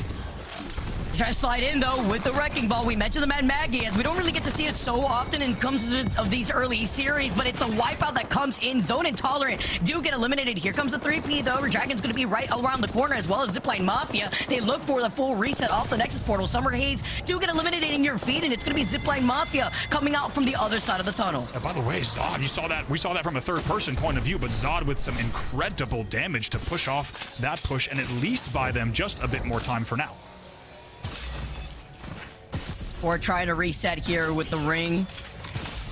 Closing the next minute and less than 20 seconds. ZIPLINE Mafia only have that 1 KP. We mentioned a lot about this team for a reason, to see how they're going to try to now rotate into this next choke, because it's going to look a little scary for the teams that may have that hilltop side up on the high ground. Henchman taking a lot of that damage. Light looking to try to reset himself before backing away off his own Portal Nexus. And you could tell the Bandits the entire time, by the way, Bandits is going to be your stacks team, so this has been quite a simple kind of management of the southern side of the map for them. You could tell that on this zone, they were going to want to play this one from the southern side. So far, they have done well to hold their back out and now be able to look forward towards zone. Look at the way that they're going to try to play out through this. Oh my god, Fuda is the actual epitome of one shot before D4C get eliminated. And this is what I was worried about, right? Once you come out of this choke, who's going to be holding the south side? Who's going to be having the opportunity to shoot at you from the hilltop, from the left side of the choke? Bandit still trying to take this fight after Light had backed away just in time. Portal right in, so that way they can close in the gap. Taffy's going to be able to hold the back end of the fence line. But while this fight is taking as long as it is, they have to watch out to make sure no team tries to poke at them from afar from the other side of the train tracks. Certainly. Right now they can kind of play this heady for a second, but like you said, there's not unlimited time here, and also Zone going to be coming at their back as well, but they want the fight. They're taking it now. Oh, and before trying to find an opportunity, though, with the exhibit going up as well, Kindness out of the fight to pop the shield bat, and Henchman's in some trouble. Opting to just rotate backwards, though. They have the Nexus that they could call in for a reset. You could see Light trying to get into position to clear up the gap and just help out his team, knowing that they are at the disadvantage. You see Light already trying to call in the TP. Can they get their third member back? It looks like Henchman does get finished off, so no can do, as Pixel show their face in this fight. And what a reset, by the way. We got to talk about it. All the way from Tricks, he's able to not only run away, double Qs through towards Thermal, then he's going to be able to escape the Bandits' pressure, but they will not be able to escape each other forever. They will now be fighting here. At least Bandits do get the res, though, up here by the train tracks. That's why they also backed away, in case it wasn't going to work out for the portal, but Pixel want to capitalize. Billy's just holding forward despite getting broken from the team that they did not finish right behind them. Is this really the way, though, as 3 Tricks is the last one alive for Pixel? Getting a little greedy here, now down to a solo. Bacalhau and the feed do get eliminated. 50 squads left, and Bandits, after getting the full reset, getting the res onto their teammate from Henchmen, are looking to find out the heads of these two teams right below their feet. And you feel like everything between Pixel, Lumina, and Bandits was simply just a matter of delayed time. They were on borrowed time, and instead it's Bandits now flying in. They get the first one, but there's even more fights to be had. Oh. With the pool, Circle Pool 2 pulling out on the outskirts of the thermal choke. This is insane. Bandits looking to clear out this side as Tight Flight do get eliminated. Another team now rotating in from the southern side. It's a big pile-up, 3-team pile-up. Ronin 2, we're waiting on that southern building that exits out of the tracks, south side of Harvester. Now looking to see if they can capitalize off of this because they are taking a good chunk of that damage as McClutch is looking for the reset. They show their face for 1 second, said, you know what, never mind. Wait, let's see where this TP is, just outside. Hopefully, oh yes, my goodness. zone. Otherwise, it could have been dangerous. I was worried that would have been just a foot or two to the right.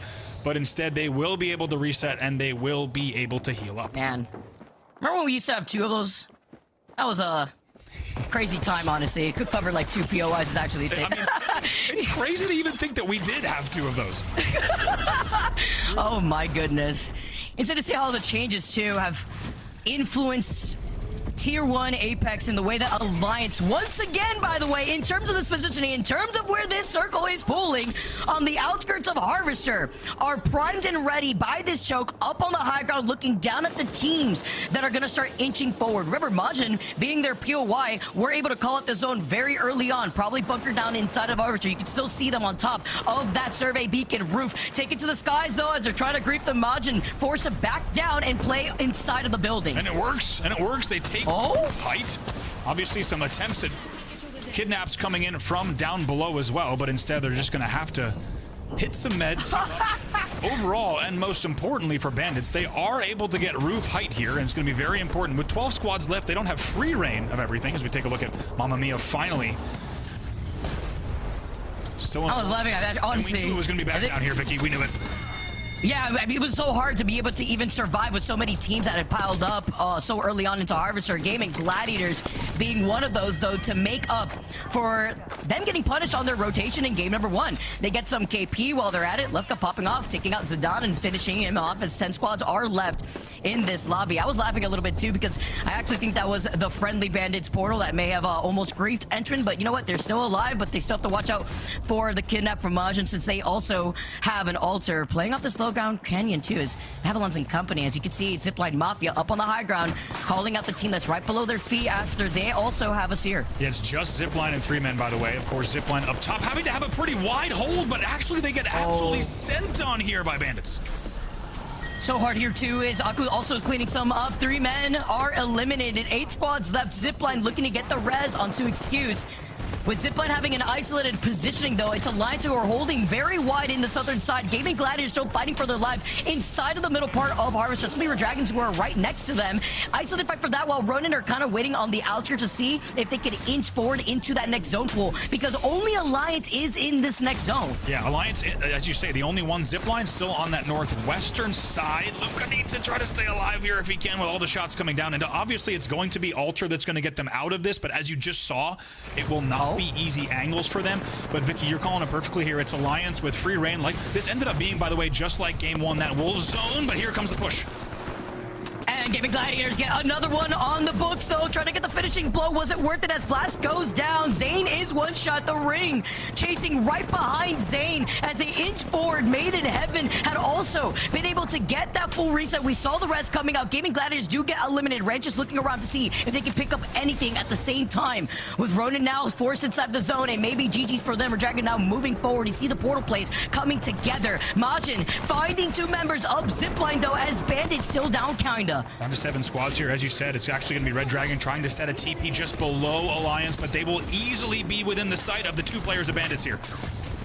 Bandits now moving ahead in front of Aku's on his sides. Good luck. I mean, this is where you get taken out on the rotate, and it's even better as Alliance, our king of Pride Rock, unlucky, finds a finishing blow onto Henchman. 5 squads left, and Alliance have this high ground. We said REDRAGONs are on the low ground. Majin's still playing on the edge of that next zone. Bandits play for their dear life as a solo, and Made in Heaven just watching everything happen before their eyes. Look at the ground control. Like you said, it was such a wide hold, and it needed to be on the southwestern side of this zone from Alliance, but just holding the heights and doing so with everything that they need. Unlucky's going to be able to get back. They will get the assist, by the way, on the Cinetic knock, and they'll be able to cleanly reset. Speaking of resetting here, it's also going to be Nags and Cinetic trying to live behind this rock as well.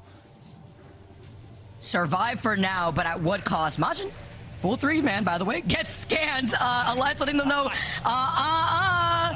somebody call the exterminator. A few rats are hiding here. Literally, like, if we just stay still, they're playing Mecha Chameleon.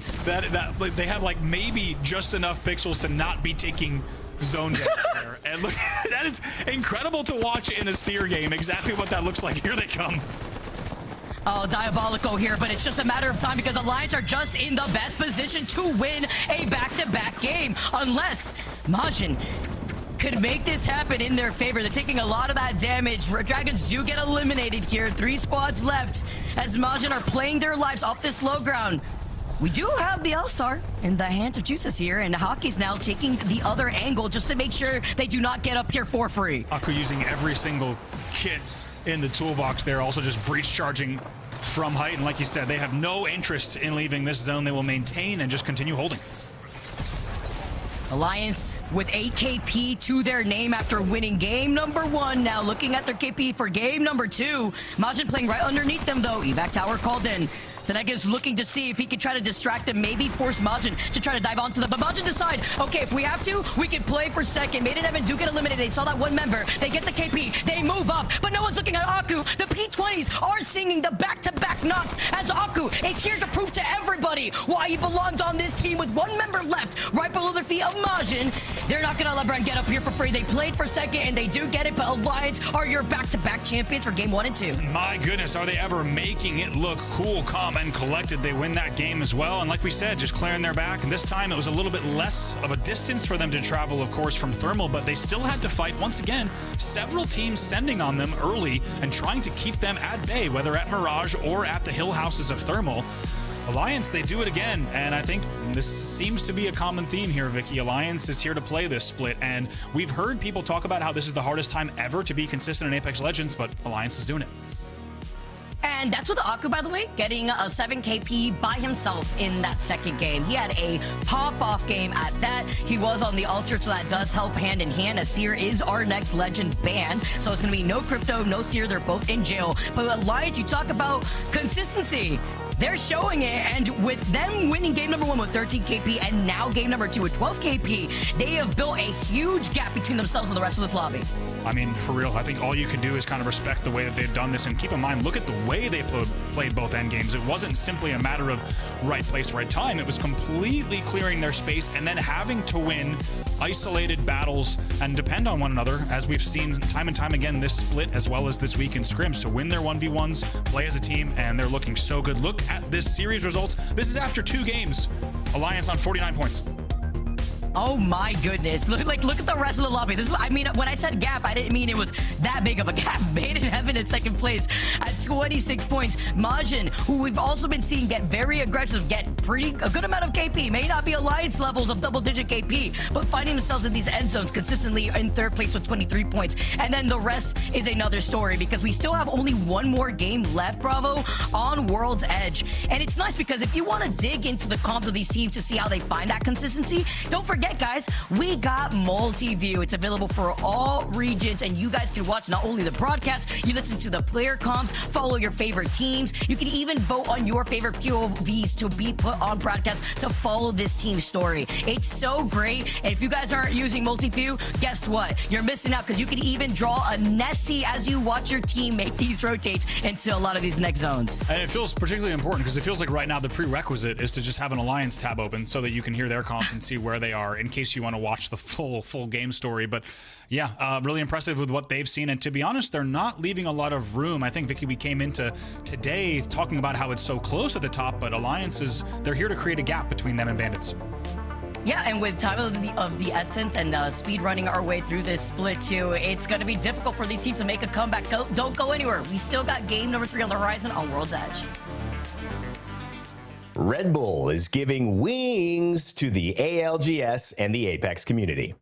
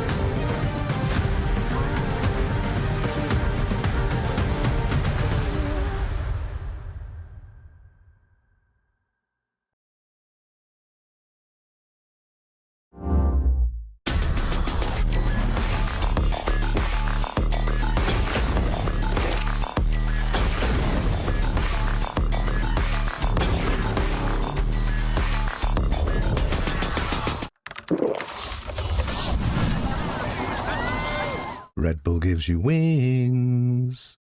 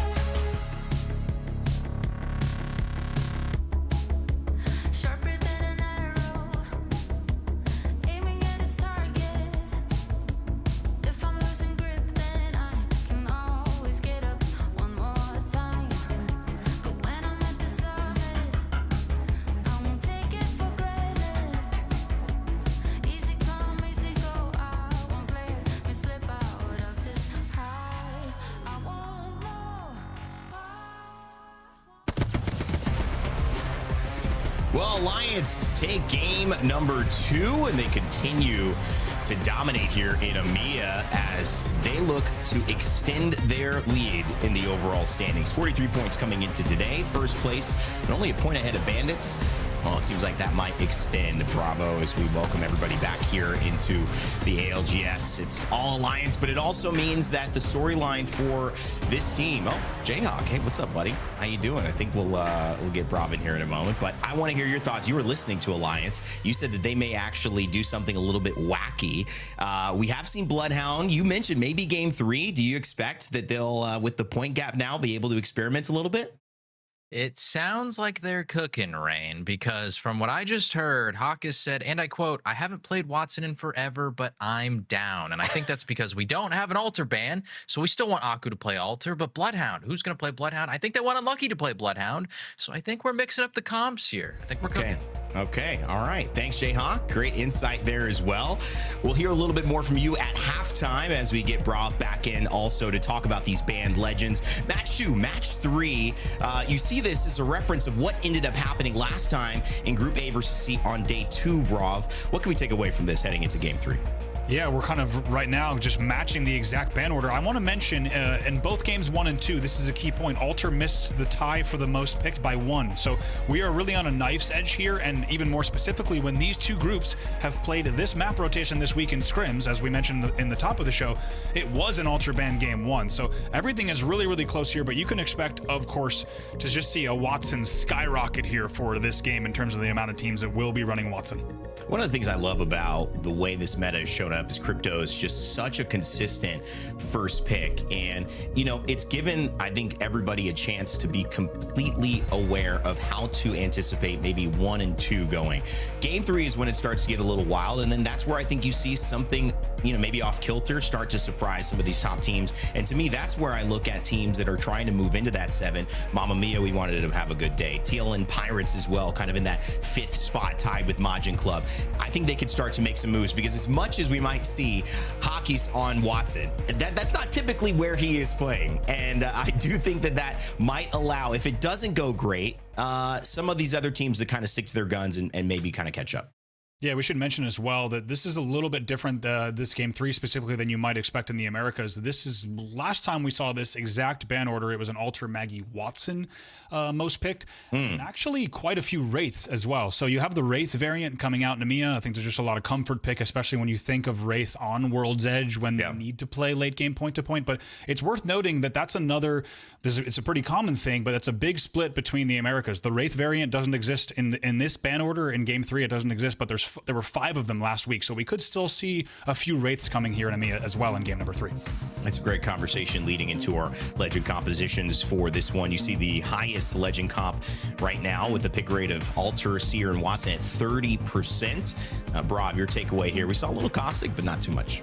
Yeah, to be honest, I think there's a question to be asked. Is Caustic still part of your game 1 and 2 meta, or is it not? The Americas currently think it's not. I want to mention Caustic hasn't been hugely effective in end games here in game 1 and 2, but last week on this map order, we did see Caustics getting into the top 5. So, you know, as with a lot of things, it comes down to exactly how you execute. Hasn't been a huge factor here today, but I think another big question is just how much Maggie we get here in this next game. It should be quite a lot. For example, you expect at least the top 3 comps to all be running Maggie alongside their Watson as well.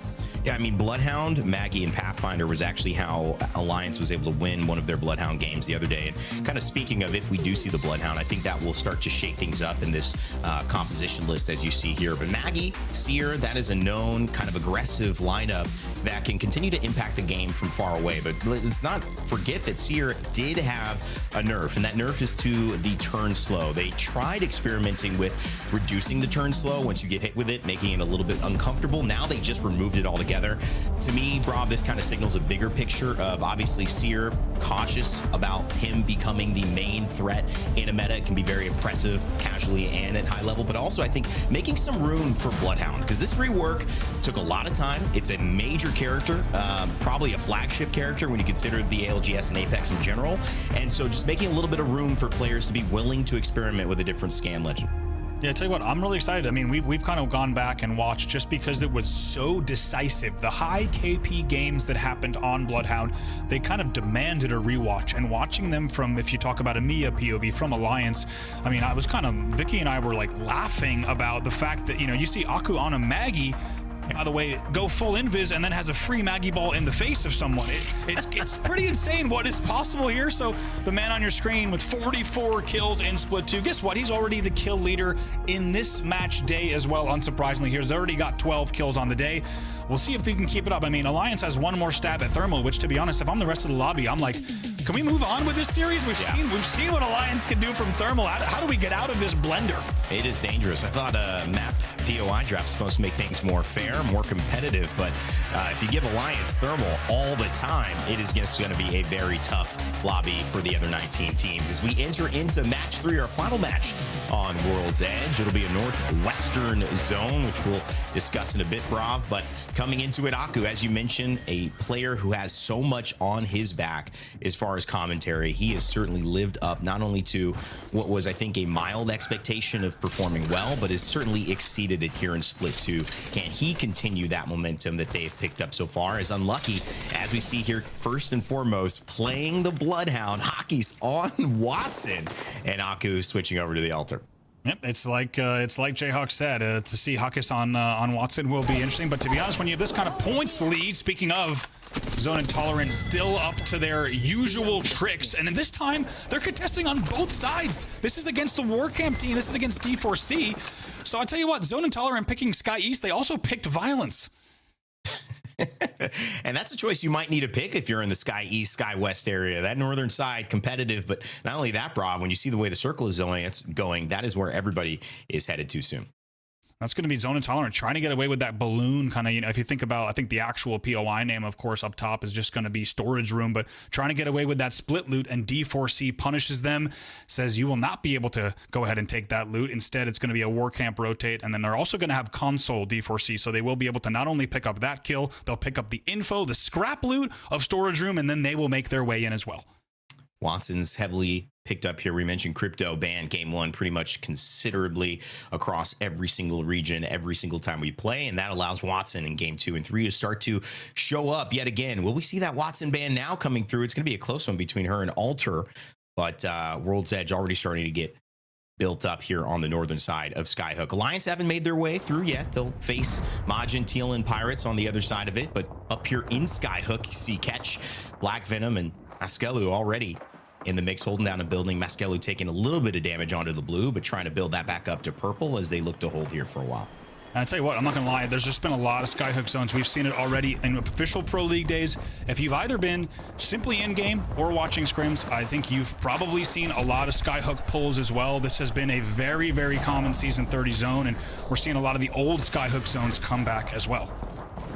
Yeah, and I think going back to old Skyhook zones and kind of World's Edge, and even with the updates as well, we're seeing some of the same old stories here in EMEA continue, and that's kind of my big question, Brav. Can EMEA find a way to just break out of the cycle that they've been in, which is, you know, maybe 1 or 2 rosters really representing the region and slowly but surely losing spots at LAN? I mean, we talk about 7 spots. When you compare that to 15 in North America, I mean, the disparity is just loud. And I think at this point, when you look at these games, which feel maybe, all right, Alliance out in front, this is where things need to start happening for other teams to start building that narrative as we approach Vegas in October over that Halloween weekend. Just that there are other teams in this region that are going to stand out, and they're going to make sure that we pay attention to them. Yeah, and speaking of, I think you brought up such a good point of how Alliance coming into this match day, as we see GG just kind of making their way through the vault and going to be holding the choke for the time being. To be honest, though, they're not going to know this, but they really don't have much pressure at all. Alliance is actually already making a Mirage flank. Take Flyte is going Lava Choke. They will actually not have any company at all behind them, so they'll just go ahead and make their way now through Big Mod. As their back will be cleared, they'll get the info if things, of course, are shot out or tripped, but now they can also make their way north. But just to go back to the point that you were making, I mean, Alliance is only 1 point ahead of Bandits, and it's been really the Alliance versus Bandits story this split, and there was a question of one team will pull away today, and how much will that happen? I think Alliance has made it pretty convincing.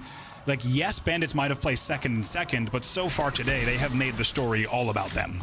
And when you talk about things that grow where you water it, I feel like this is a great example. Bandits, henchmen, kind of light. They found their rhythm. At LAN, to me, they were one of the most impressive teams in EMEA for sure. They were one of the most impressive teams in a couple of those lobbies in the entire world, and it didn't end up translating into that finals. They were 13th. Alliance just narrowly ahead of them, but this is certainly a team that feels like if there's somebody who's going to pick up the mantle and who's going to carry it for EMEA, they've got the potential to do it. All of them kind of star players, but subdued stars, kind of like have yet to really get their full shine on. And they've been on different rosters that have all been successful, but you wouldn't necessarily lead with them when you talk about the entire region individually. But as a group, they feel like whole is kind of greater than the sum of its parts. I really, really like what Bandits can do. You know, I have high hopes for them, and this would be the game to turn it around and start edging against Alliance's 49 points here.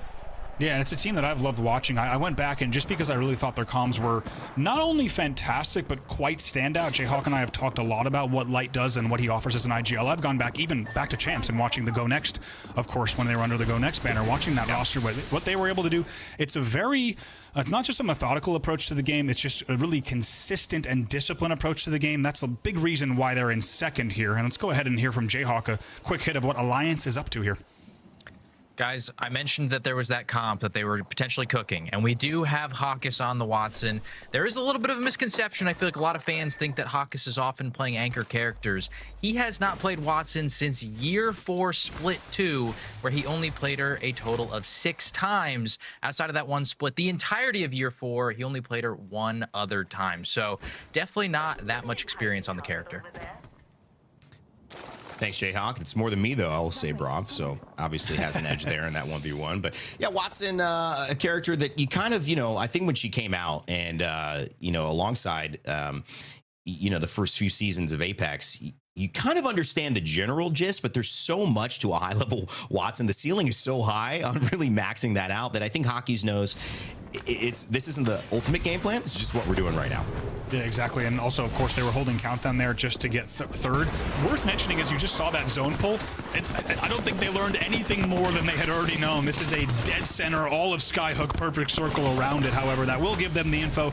They're going to actually off-screen be going to trials, but right now it's a fight here between GG and Shadows of 9, and GaiminGladiators will close it out.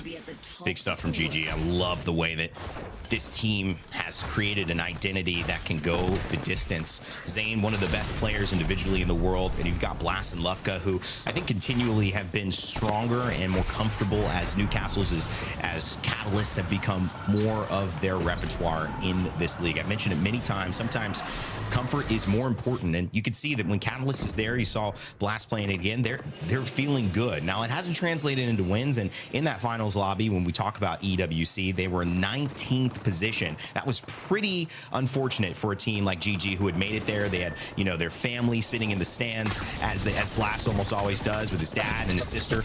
I just feel like this is definitely a team with a lot more potential. As Lights, Bandits, speaking of it, trying to make a clean getaway here.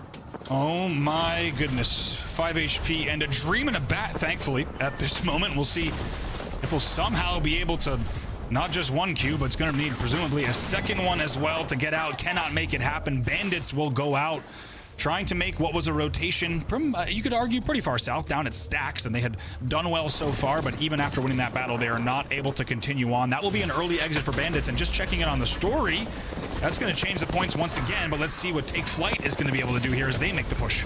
Shako trying to get away. It's the Nemesis who's got him in his sights, though. Not a big problem there. Going to go back to it.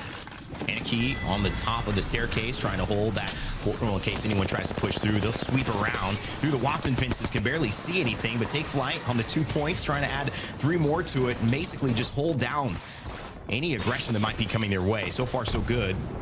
Pablo on the altar just going to heal up and buy a little bit of time. 18 squads still left here. Alliance making their way on the northwest side as well, a little bit above where this fight is taking place. So they're still a threat, but currently just focusing on what's in front of them. Take Flyte and clearing out the Watson fences. They've successfully defended this area. You're also going to see DN eliminated as well in the feed, as you just saw the last player go down. And taking a look here just at the wide area, it's going to be TLM Pirates. Kind of posturing for just a second, but more importantly, it's now going to be ZIPLINE Mafia. They will lose Excuse. Great player there. I've been a big fan of him. I think he has a lot that can keep going. Alonzi going to go down as well. Still fighting at a disadvantage. Takes the portal back. WeQ trying to salvage a bad situation. And with shield cells as well. It's got 1 shield battery left. Not a lot of options there. As you see Alliance starting to make their way into it. Majin going to escape from that building, try to relocate on the Wraith, and Alliance still very capable. Brav is the Skyhook starting to heat up. Yeah, Alliance going to go ahead and just kind of hold the buildings just that are right around bar and red. Most importantly, they've made, as you kind of pointed out, they made a really slow kind of move through trials and just waited until they could go all the way up to the northwest and just hold bar building for now. ZIPLINE Mafia trying to get the instant combat res. They're not going to be able to do it just yet. So that's a little bit of time from Excuse. Lonzy's going to fall yet again, and Weak Q still holding the top of that staircase. Feels like a matter of time. Ranches, REDRAGON, that old Aurora squad. Ranches, Maliwan, and Cleve. Now Cleve, Movic, and Ranches trying to move up the staircase. They smell blood in the water. They don't want to risk getting three-peat after they try to aggressively push on this, and that's what the benefit of the Maggie here is, Rob, just delaying with that riot drill so that there's no way they can get up safely, and maybe that just buys enough time for Weak Q to make a little bit of an escape. Yeah, and speaking of the Maggie, you've got even more Maggie Watson Ultra than we saw in the previous time that this map rotation was done. You've got 11 of those and just a few Wraiths, so it will be even more kind of Maggie that is swapped in the end. And speaking of, it's just Weak Q still just trying to survive here. I mean, he's got banners. He's got a chance to be able to get the respawn. He might try it again. Pressure from that Maggie drill as well. And Ranches, I think wisely, going up the staircase. Pretty sure he's on the Wraith. Just going to be able to contest, see what's going on. Almost loses out. Weak Q. Oh my goodness, does great to take down Ranches. That's what they were worried about. But ultimately, ZIPLINE Mafia eliminated. TLN Pirates coming back up there from that fight. Yeah, they finally get flushed out as well. And just taking a look at the lay of the land, to be honest, it's big moves for just about every team in the lobby, including, talk about 3 men, and here's actually a perfectly timed here from the observing team in the back. Just look at the amount of moves that need to happen from the likes of TLN Pirates and EMEA. Everyone needing to move to the northwest, and guess what? Alliance, like we said, they slow played the western side, and they're going to be sitting pretty here. GG just going to try to somehow stay alive if they can in market. This is huge. Blast has to come up big here, and he does. Major moment. Lufka, can he stay alive? Nope, not going to be able to do an Alliance. They realize that there's an opportunity here to get rid of their closest neighbor, and the threat continues. Aku tries to find an angle. He'll finish off, or at least look to finish off Blast. Yeah, these fences just going to delay the inevitable. Alts are going to show you exactly why that character is so scary to face. And Alliance will clean up GG, and they'll have that whole northwestern side to themselves. Really nicely done. Also, I love how they just really freely, the Caucus is actually just going to hold bar, and I love how they send both Unlucky and Aku there. Right? That could have just been an Aku Alter solo mission, but when you have Unlucky on the Bloodhound, why not send them both? You know that they're going to be able to manage the micro, and like you said, are you clearing? They're not only holding red and bar, they're holding red bar and market. And this is, once again, a little bit of deja vu, just the amount of space that they're able to command, and keep in mind, this is why I just was harping on and on about Alter being a part of these games as well. Yeah. It changes the dynamic, the width. Alliance can already hold so much space wide, almost regardless of comp. When you add the fact that they are still being able to Alter TP with these wide holds, it shows you how they command this amount of space on the map. And one thing I think they're doing well is aggression, and that's what Bloodhound metas have always dictated, aggression. And when you have a scan, you have to play towards it, try to find an advantage. The Maggie Ball comes in from Arctic on the side of Ronin as well, who are trying in between the elevator doors just to zip line up and down and try to create a little bit of havoc in this kind of shared building area. It's going to be difficult to get them off. One team will have to commit, and they don't decide to do it yet. But the Bloodhound on the side of Hoodie may be also playing a bit of a factor there as well, because they've got the same composition, the Maggie, Bloodhound, and the Alter. They'll have the scans available. The Void Breach going out in just a moment, but that will just mean they have another opportunity to stay a little bit aggressive if they want to, or to hold this area. There's a lot of choices given when you play it this way, and that's exactly what they're doing, taking advantage of what shows up to them. And Ushako will go down, and they'll clean this one up. Ronin on 20 points. Yeah, Hoodie will be able to get the swap there as well, and it's going to now be the side of Summer Haze going to go ahead and take that TP back, as well as they will look for a reset Tax and Zuni on Calamity as well. And REDRAGON, by the way, we should mention, they have now taken market. You can imagine, unless Alliance gets the green light, that they'll allow REDRAGON to hold that for now, but we should mention it's only Alliance and REDRAGON at market, as well as Red, the only 2 teams in zone right now. And it's kind of interesting because when you look at the next level of the zone, it's going to be even tighter for Alliance to hold. And I wonder if they're going to like that space versus Market, because Market has technically a little bit more playable area for a team once the zone closes. So do they get aggressive and try to take REDRAGON space? We'll keep an eye on that, as well as Matafe's new squad. Anarchy, Pablo, Minecraft 11 on Take Flyte have gone from 2 to 4 points so far in this lobby. Probably would have wanted more.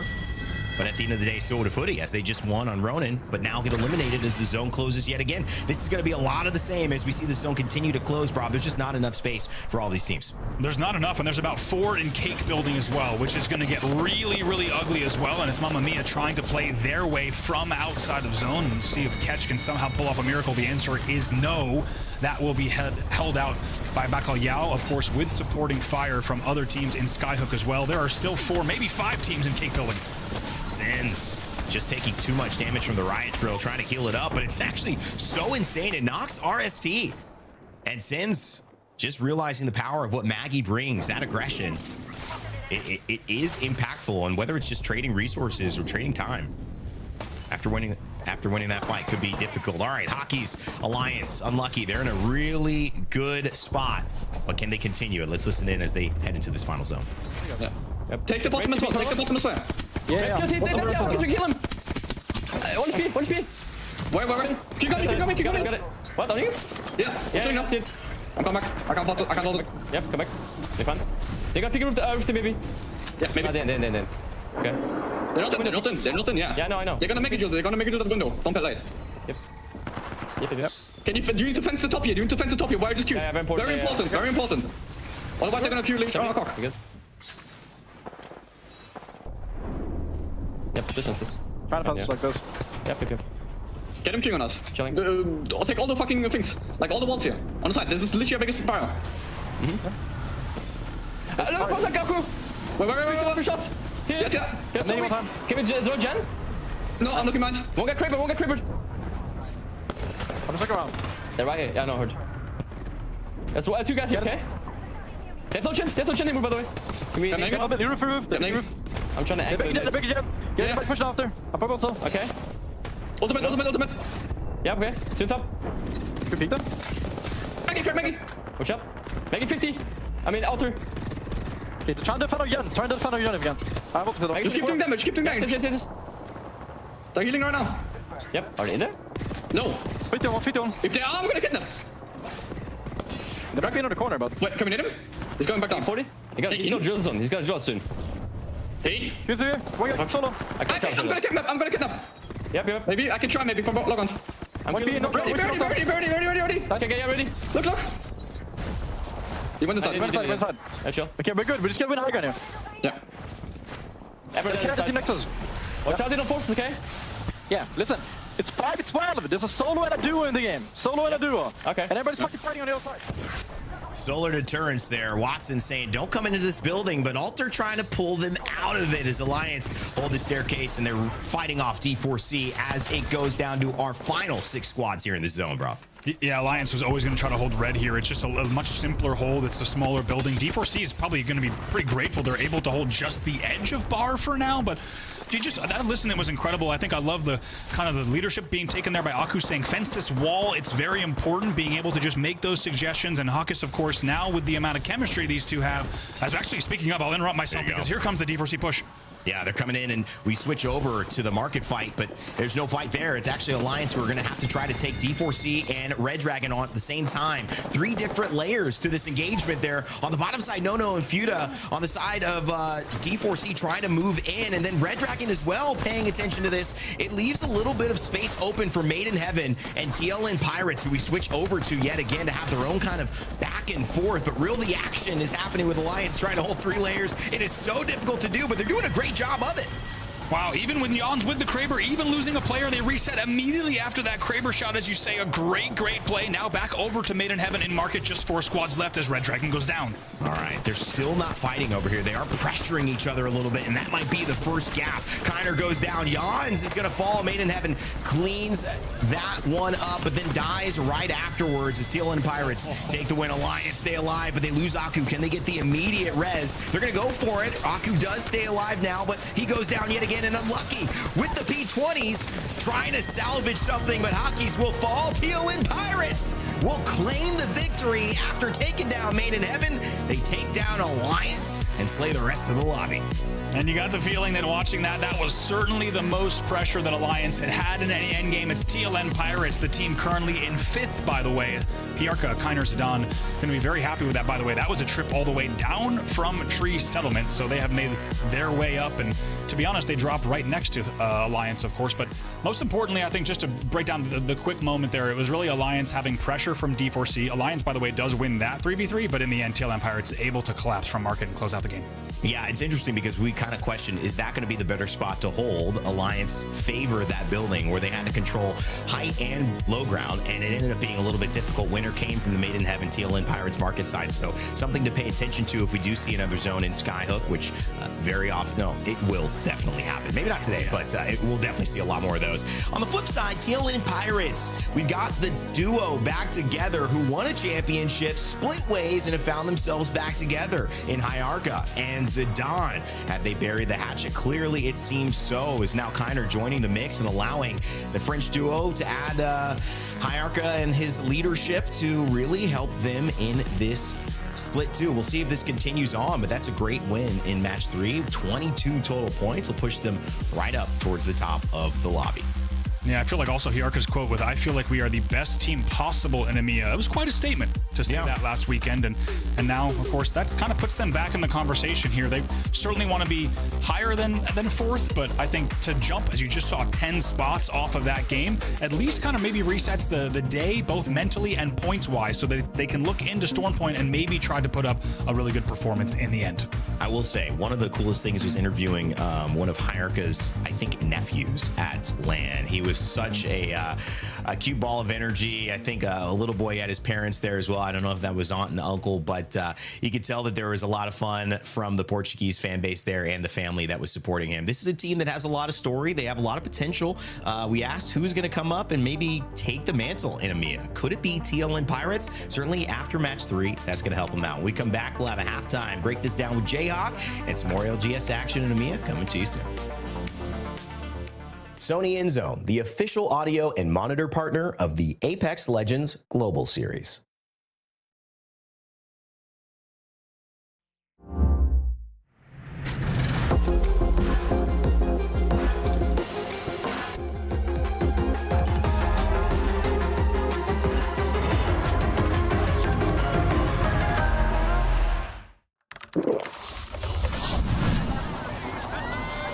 Red Bull gives you wings.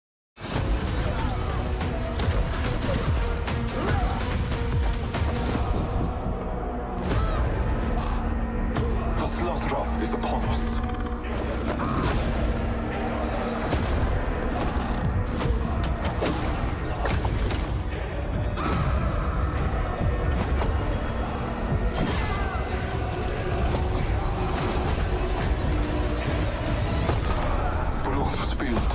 And so it begins. War mode. First off, I'm here. Second off, everybody shut up. 3 things to make clear. Y'all forgot what's up. The gun is the tool. I'm on 5 on my top 5. Ain't no 6, man, we all ride. I roll a 7 with 2 dots. 8 this beat is 2 stop. The hunter is the weapon.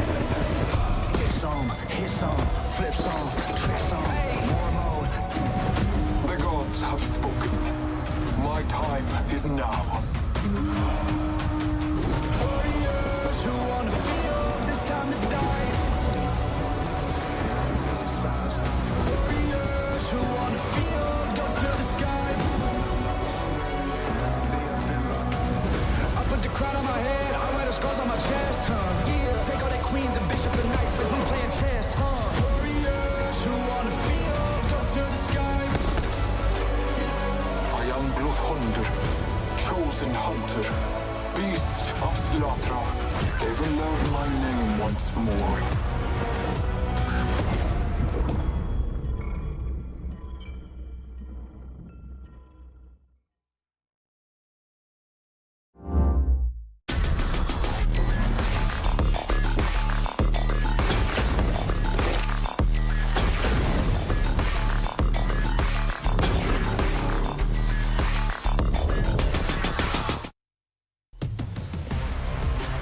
at the top of things in EMEA after 3 matches as we head into our halftime with Jayhawk, who's been standing by. Jayhawk, what you picked up here after 3 games and focusing on Alliance, our leaders here in the lobby so far?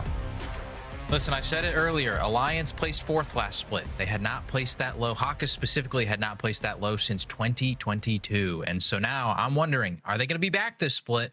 They're coming in first today, and now they are putting on a performance that feels like prime Alliance, the old Alliance. They had not placed inside the top 10 since the ALGS Open, and that was the end of a streak where they placed top 3 4 times in a row. I'm starting to get worried for the rest of the world because if Alliance is back, things are going to get really scary when we get to Vegas. Already scary here as well. And I think, you know, realistically for those jumping in, it was a change, right? It was effect going away, Aku jumping in. But how important has Aku's confidence been now jumping into this second split? It's been absolutely massive. The thing that I really noticed last split when I was watching him get integrated into the team is that despite playing the characters like Alter, Wraith, the ones that can really take space and try to make plays, he wasn't calling his own shots. It felt like there was a lot more micromanaging that had to be done, a lot more of Unlucky trying to lead him into positions. And today that has been completely different. There was a fight earlier in that last game where Aku realizes that a fight is happening at the market. They third party that. We saw that from him. He gets an opening kill, and that play right there was entirely him. He noticed the damage that was being done at market. He's the one that calls, I'm going to push this, I'm going to look for kills. And that confidence right there, I think it's bleeding through to the whole team because you can just tell when you listen to the comms. In that last game, Hakas playing Watson, he didn't feel the need to really say much outside of the general macro game plan. That's a really great point as well. And I feel like that's what it's going to take, personally, watching Alliance to be the level that they want to be. I mean, admin got snatched by Wraith. Anyway, Pro League is live. We won 2 back-to-back. You know, obviously, Alliance, a great org, probably one of the most historied org. I mean, the most consistent org together alongside kind of hockeys in our scene. I mean, what does this mean? You said it's worrisome for the rest of EMEA, but I mean, to me, can they keep it up? I feel like the answer is absolutely yes. Yeah, we'll have to see. I think they're absolutely going to keep it up. The thing that I worry about for the world, right, is that when they picked up Unlucky, we saw that first split. It didn't really have any pop-off moments. They were still good in Pro League, but then when they go to LAN, they weren't top 10. The next 4 LANs is when they place top 3 every single time. And so I think it just took a little bit of time to really ingratiate Unlucky into the squad. And now I'm starting to feel the exact same thing. It feels like deja vu. That first LAN, they're still trying to work out the kinks, and now they're looking like they're in prime form. Listen, we saw a lot of Gibraltar, Newcastle coming into the start of last split's meta. And has the meta changed here enough to where you feel like it's more comfortable for this iteration of Alliance as well? Aku, Unlucky, they could be a little bit more aggressive?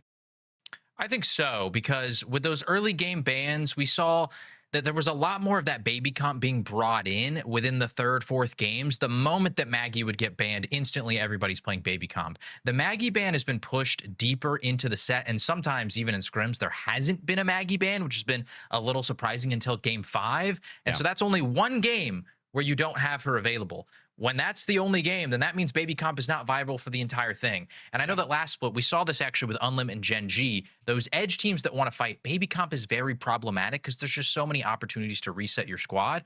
With Alliance not having to deal with that, I mean, they're shredding the lobby.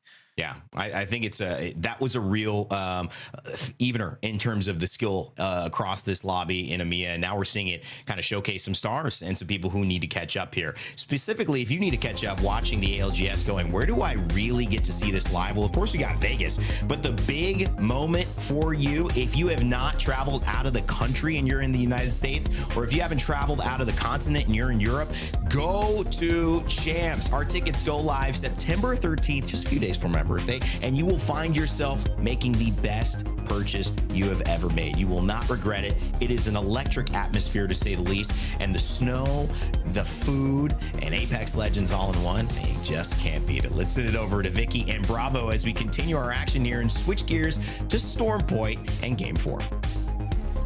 Thank you so much, Rain Day. And it's as Rain Day was saying, Bravo, you guys casted that match 3 amazingly. But looking at the action that we've had play out in Sapporo for the last 2 years, it's you have to be there. You guys have to be there. Definitely make sure you guys cop those tickets because you will not be disappointed with the amazing, extravagant event EA has put together within the ALGS when it comes to Champs. And we literally always have sold out seats. It is insane. And that's something else that these teams are fighting for, Bravo, especially when it comes to EMEA, when you literally only have 6 spots plus that regional final spots, equating to 7 total spots that EMEA has up for grabs. And if Alliance keeps it up, it might be, you know, even less known spots that you can actually fight for if they continue to pull away this week alone. Keep in mind, if they were to do so this weekend, once again, it would essentially be a sure thing that they would, of course, be through. But as we mentioned, now shifting things over to Stormpoint, and if we take a look at exactly where everyone is, no surprise, it's going to be Alliance at home up north, but Bandits also, we should mention, up north at Zeus as well. So both of those teams are going to be making their way down, maybe meeting mid-map. We'll have to see. And it's important to highlight, the last time we saw these two groups face off against each other, we had E-District and Stormpoint, right? We didn't have World's Edge. And now you're looking at the other side of the coin where we're moving now over to Stormpoint, and teams like Infinite had taken that first game on Stormpoint. Majin was able to take game 2, Bandits with game 3. And currently, Infinite are sitting in 17th with only 2 total KP over the course of those last 3 games, while Majin are in 6th, so doing a lot better with 10 total KP, and Bandits are currently in 10th place with 11 KP, which makes you wonder when it comes to that consistency, how are we going to move away from, you know, wiping off what happened on World's Edge and then now trying to find your stride on Stormpoint in these last 3 games? Yeah, we should also mention, of course, because the ban order has been the same. Let me go ahead and double check that I'm not making that up. That's right. The ban order has been identical to what we saw last week with these two.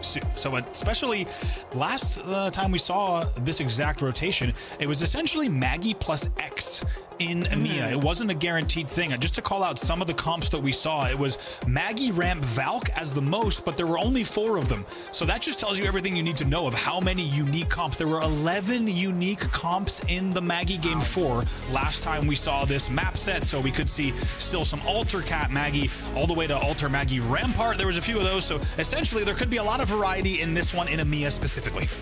That is very diverse in comparison to what we usually see from the Americas region, and it kind of is a highlight to see how EMEA has been figuring out what works for them as an individual team, as Rain Day was alluding to very earlier on in the broadcast, playing into that comfortability and how these teams try to make it work. As TLN Pirates, your winners from game number 3, they stopped the Lions from getting the 3-piece back-to-back, took that game 3 coming out of Tree into that Skyhook West zone, not a very easy rotate, and they took that game with 10 total KP. Consistency has kind of been the topic for our day, and now seeing how TLN Pirates could convert this as we change into Stormpoint. Yeah, and they'll be starting things off here at Jurassic, so probably trying to move, not even probably trying to, needing to move very quick, but really important to note. Of course, without a console, that means that they will be taking a little bit of a slower route compared to maybe some of their neighbors that will have the info of exactly where we're going. Only taking their time after getting the scan here if they can, just before making their way into Made in Heaven. Not having that ring console is a detriment to seeing how this zone pool is going to look like, because they're trailing right behind Made in Heaven. They probably just saw them going through that tunnel, and Infinite will be right behind TLN Pirates. With 3 men having that POI advantage over by Barometer, they have that ring console, they have that high ground survey beacon, and already getting into position to settle down inside one of those buildings over to the north side of Barometer, where we've seen so many zones pull onto that side. Yeah, you heard Dia and Graceful talking about this exact zone last weekend, kind of that North Barrow zone, and that's exactly what 3 men is expecting. Just like you said, they're going to right away cozy up, and to tell you what, we have seen, Vicky, historically, Barrow teams that don't have console, they can look all out of sorts when you see a pull like this, but instead they're going to know exactly which building they want to have. They can watch everything around them, kind of all 3 chokes that come into them, and they will look to hold their space. Talk about playing to your advantage, by the way. I believe I saw like 3 Bloodhounds or so here. ZIPLINE Mafia already getting involved into an early fight. Coming out of Pylon before seeing Zone Intolerant already start making their rotate. Maybe Battle Intolerant here because they called out seeing where that ring could possibly pull. Seeing more of these teams now going in through that northern choke. So they'll get that information here too, as WeQ is on that Sparrow. But you talk about a lot of these different composition diversity picks when it comes to EMEA. Certainly, and like you said, ZIPLINE will have their space around Pylon all to themselves, and it's actually going to be a little bit of a bridge hold coming in here from Deck, Kiz, and Bushi. It looks like they will get away with it on Infinite, and they will be able to reset and heal up. Maybe a split hold as well, yeah. They usually do pretty good on Stormpoint. Their callouts on how these ring pulls have looked while playing to this bunker down composition, something that teams playing on the edge are not really rocking out on, as you saw Alliance still opting in for that Bloodhound Summer Haze too. Early fights all around. We see the Fusey from Taxington in the lobby. Zuni eating out that Arc Star here over through the side of the window.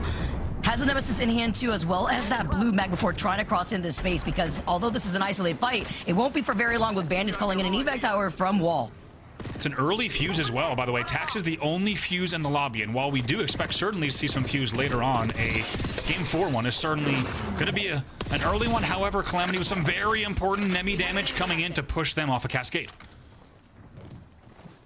Calm before the storm, though, but while they take their time, you have to imagine the teams rotating from right behind them. 16 Mad Maggies, by the way, in this lobby. 12 Alters, so Alter will not be the next one banned like we saw the last time in day number 1 in the similar groups where Alter was the one out after game number 4. So it will be Mad Maggie opening things up for game 5 to have more Gibbies in this lobby. Alonzi playing their live Zipline Mafia now.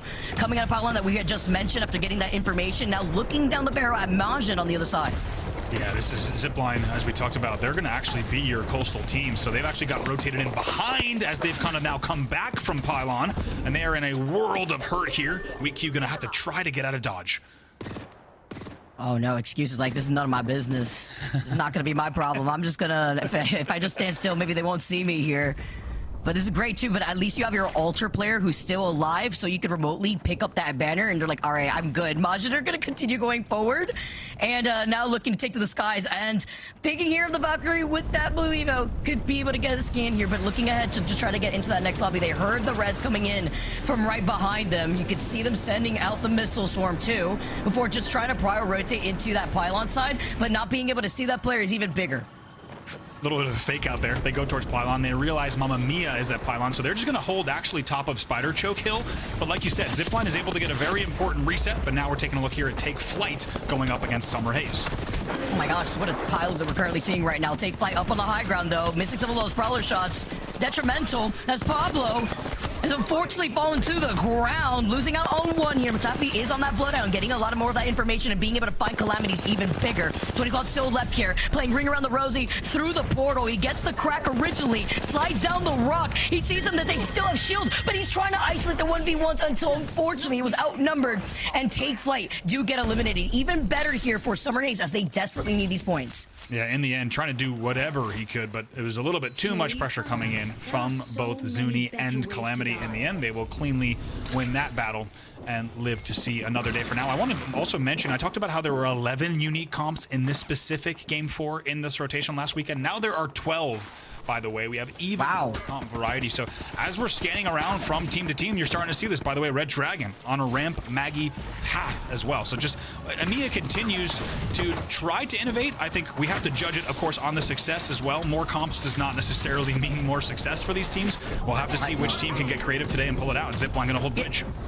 Are they cooking in the kitchen or are they burning the food is the question, right? Like, especially when you get to see like a lot of these things play out now. And Zipline Mafia going in for the engagement.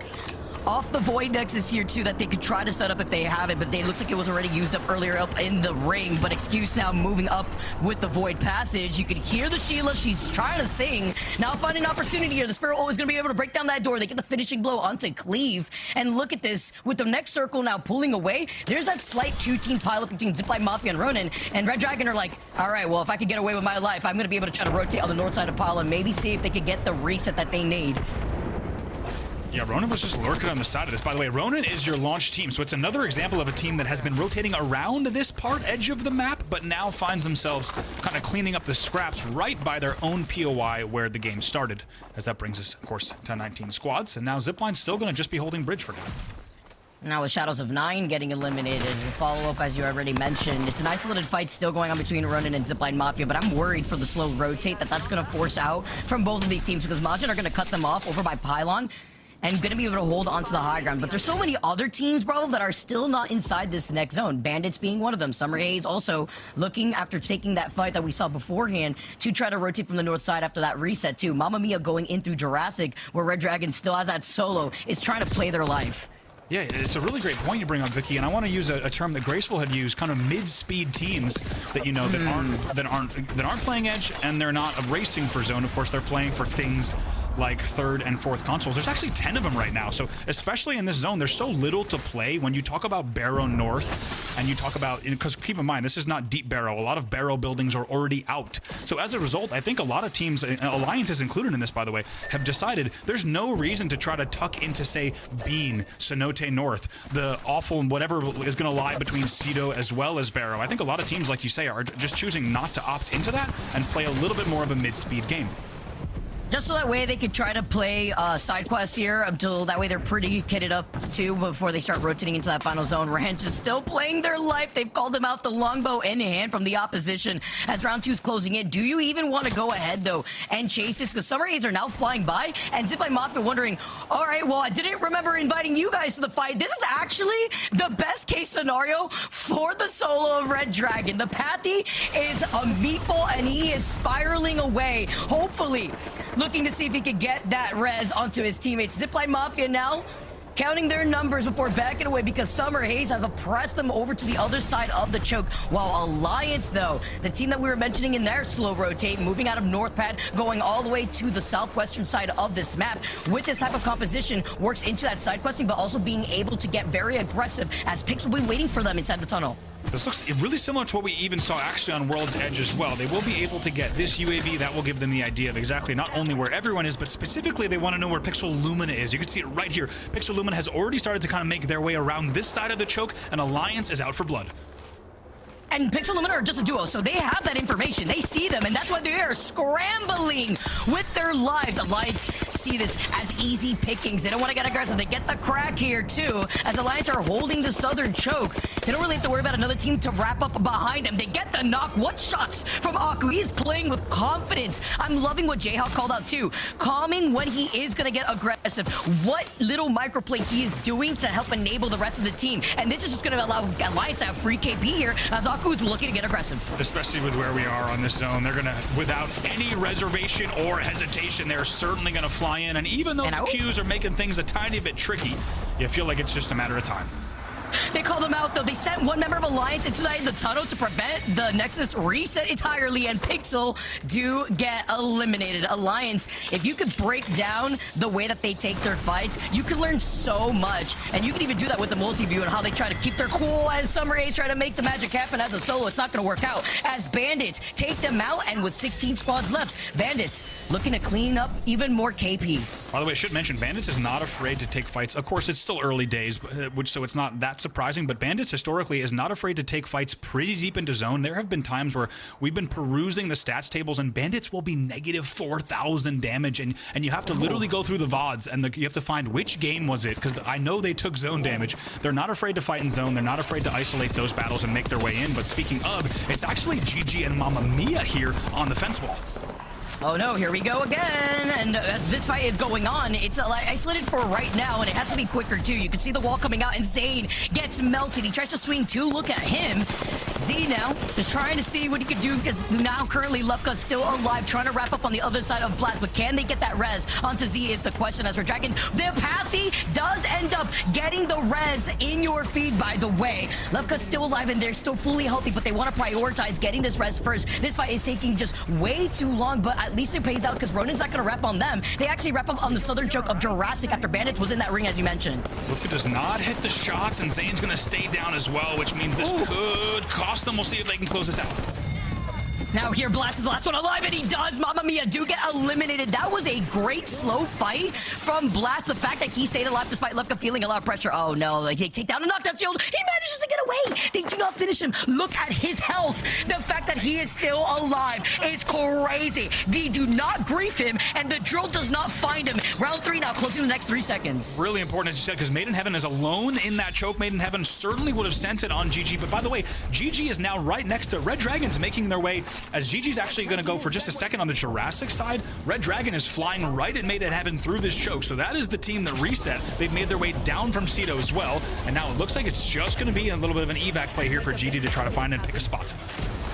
Ranch is the MVP, man. Mr. Worldwide himself traversing through the entirety of Storm Point to res his team and successfully pulling it off as they try to make their way into the zone. But first, it's going to be GaiminGladiators to try to find some real estate. Where can you go at this point when it's a rather open zone? Nobody really wants to play off that low ground in the middle side of Barometer, where 3 men, though, in their POI advantage, they're the only team here, but this is going to be a welcoming opportunity for a third party. GaiminGladiators have to fight for their life to control this building. And what a choice here from GG, as we saw they kind of had to pick up the litter, of course, coming off of the evac from Jurassic, but instead just going to be able to hold this one. They take down Babylon's firstly, and they're also going to get the reset on Zane as well. Wait, hold on. Blast is cooking right now. Loco tries to swing to try to help him out. They want to prevent the rest from coming out because they already got the dirty onto that Nox player. Now they hide behind the Sheila. Nothing you can do as Lefka gets to slide in and take out 3 men. The building that 3 men were holding for so long no longer belonged to them, as now they've opened their arms to GaiminGladiators. Now as Made in Heaven are still trailing right behind them. The Red Dragon, though, and Zone Intolerant pile up as DN are also trying to stay alive. Yeah, we'll talk about that last fight in a second, but as you point out, right on the pipes here, this is the tough spot to hold. There's been a lot of debate between IGLs as just how playable are those pipes, but GG, by the way, they actually have not held building. They've gone ahead and come out as they're going to try to pick up even a few more kills here in these fights. They're tired of Made in Heaven trying to poke at them here, and GaiminGladiators now with Z still alive. Made in Heaven get eliminated. It's another clutch out moment, but a little too long here as Zane now gets to get the reset, pull back his teammates if he could pull this off. GG have gone back-to-back and taking 3 team fights that we've seen. I tell you what, back in my day, you had someone stay for the pulls. These days, you just leave the altar team. You send the 3 men towards the rocks, but guess what? With just a little bit of HP, GG pulls it off yet again, so they will not only hold the building, they will, as you say, they will clear their northwest, and they will maintain the building hold as well. Alliance is now, unsurprisingly, all alone on the left side of the map. They have a split hold of Bridge as well as Nut at the moment. Back in my day, you used to be able to res yourself, bring yourself back to the portal. Not anymore, man. I mean, now it's just seeing the way that these teams have capitalized so hard in trying to prio these rotates, the positioning into fighting to get into these buildings. As you already mentioned, Alliance, the way that they've been taking the rotations all day long is to prioritize clearing their bags as they inch even closer into that next zone pool. Currently, you also see TLNP just fighting for their lives. They're going to get the reset too, but this time in the form of a raid portal while GaiminGladiators approach from the underside of the bridge one by one as they fall. Majin get eliminated, Bandits get eliminated. 9 squads now left, and GaiminGladiators are looking to steal more of this KP away. I love that angle from GG. They go down below the bridge to angle off the rock. They knew their back would be entirely clear on that line of sight in that fight. They could ISO TLN Pirates completely, and they have once again cleared their back. There are no teams around them to the north, but we should mention it's Alliance right next door to the west. Looking to see if they can wrap up on the left side of Zone Intolerant as they're holding down this building. Alliance looking to see if they could also get involved because they do not want to be put into a pin situation once this next zone pull happens. Arcstar galore though as GaiminGladiators. Zane is dancing around them. Looking to see if they can have an opportunity to climb up too, but while this fight is going on and a lot of these teams around them are hearing this, Red Dragon are once again down to just trying to play out their life. It's still Branches who is alive on the Pathy, the solo from this team. They have not had a great time, but GaiminGladiators have had a great time in taking a lot of these fights. And we should mention, of course, GG, one of the teams that has chosen, of course, the Sparrow for that recon. Sparrow is actually, in terms of picks, outclassing Bloodhound in this game. There are 5 total Sparrows, and I think GG giving us a good idea of how you can really make it work. And also, I mean, this has been... you know, I have a lot of respect for GG and how they fight, but the fact that they are just evacing onto a team's head, flying in, and this is now 3 back-to-back-to-back fights we've seen them willingly take, decide that they want to be the decision makers and the aggressors, and then close it out as well. And it works with their legend comp. It's amazing to see how they're playing to their advantage and taking these fights with that Sparrow. I mean, the fact that they have 11 KP alone is a statement. Zipline Mafia, beautiful shots, and then you get the knuckle cluster on top, rather the tick damage on top of it from the missile drill, and with the longbow in hand of Alonzi, getting it off angle, pinching this team backs against the wall with these 9 squads left as round 5 now start closing in behind their backs. Yeah, Zipline Mafia, we should mention, we talked about him earlier in the pregame. This team is in 4th in the region right now, in 12th on the day. They're certainly going to want to make sure that they improve here, and right now with 8 squads left, they could really start to change things points wise for their day if they're able to have a respectable performance here. And No put Infinite in the Arcstar Shish Kebab team now, and as they're gonna set back to the lobby now, Zipline Mafia walk up from high ground. Looking out the player, run as fast as you can. You solo for Red Dragon, more than likely. I saw that Pathy, yes it is. He gets eliminated. 7 squads now left. They get the crack from a distance, and this is a great position here for Zipline Mafia, but they have to start moving forward eventually. Just trying to get out of the line of sight for as long as possible, but from the window, it's gonna be so difficult as they try to hug the left side of the wall. Yeah, they're just hoping that they don't get peeked and kind of wrapped on this exact angle. And to be honest, Alonzi's drill is a huge factor of why they don't get dropped. We should also mention Alliance is dead center zone right on the opposite side of this exact wall, holding a very similar kind of symmetrical space. Dude, Alliance have so many points after the start of today. Like, the fact that Alliance are sitting at 74 points while second place, Made in Heaven, have 39 points is a statement to how a lot of these rotations are. But the Kidnap, oh my goodness, he's literally one-shot Alliance. Hockey's taking the other side of the portal, though. He's getting hungry, unlucky to follow up. ZIPLINE Mafia do get eliminated at the hands of Alliance, so they are even sealing even more KP, but they're in a tough spot as Unlucky now gets knocked. It's D4C again. This is the second game back-to-back where D4C has actually been the problem for Alliance. They have been the late game pressure against them. Man, these Kidnaps are just diabolical. And now you have to worry about the spare ult too, just ticking away, but they delete it just as quickly. No.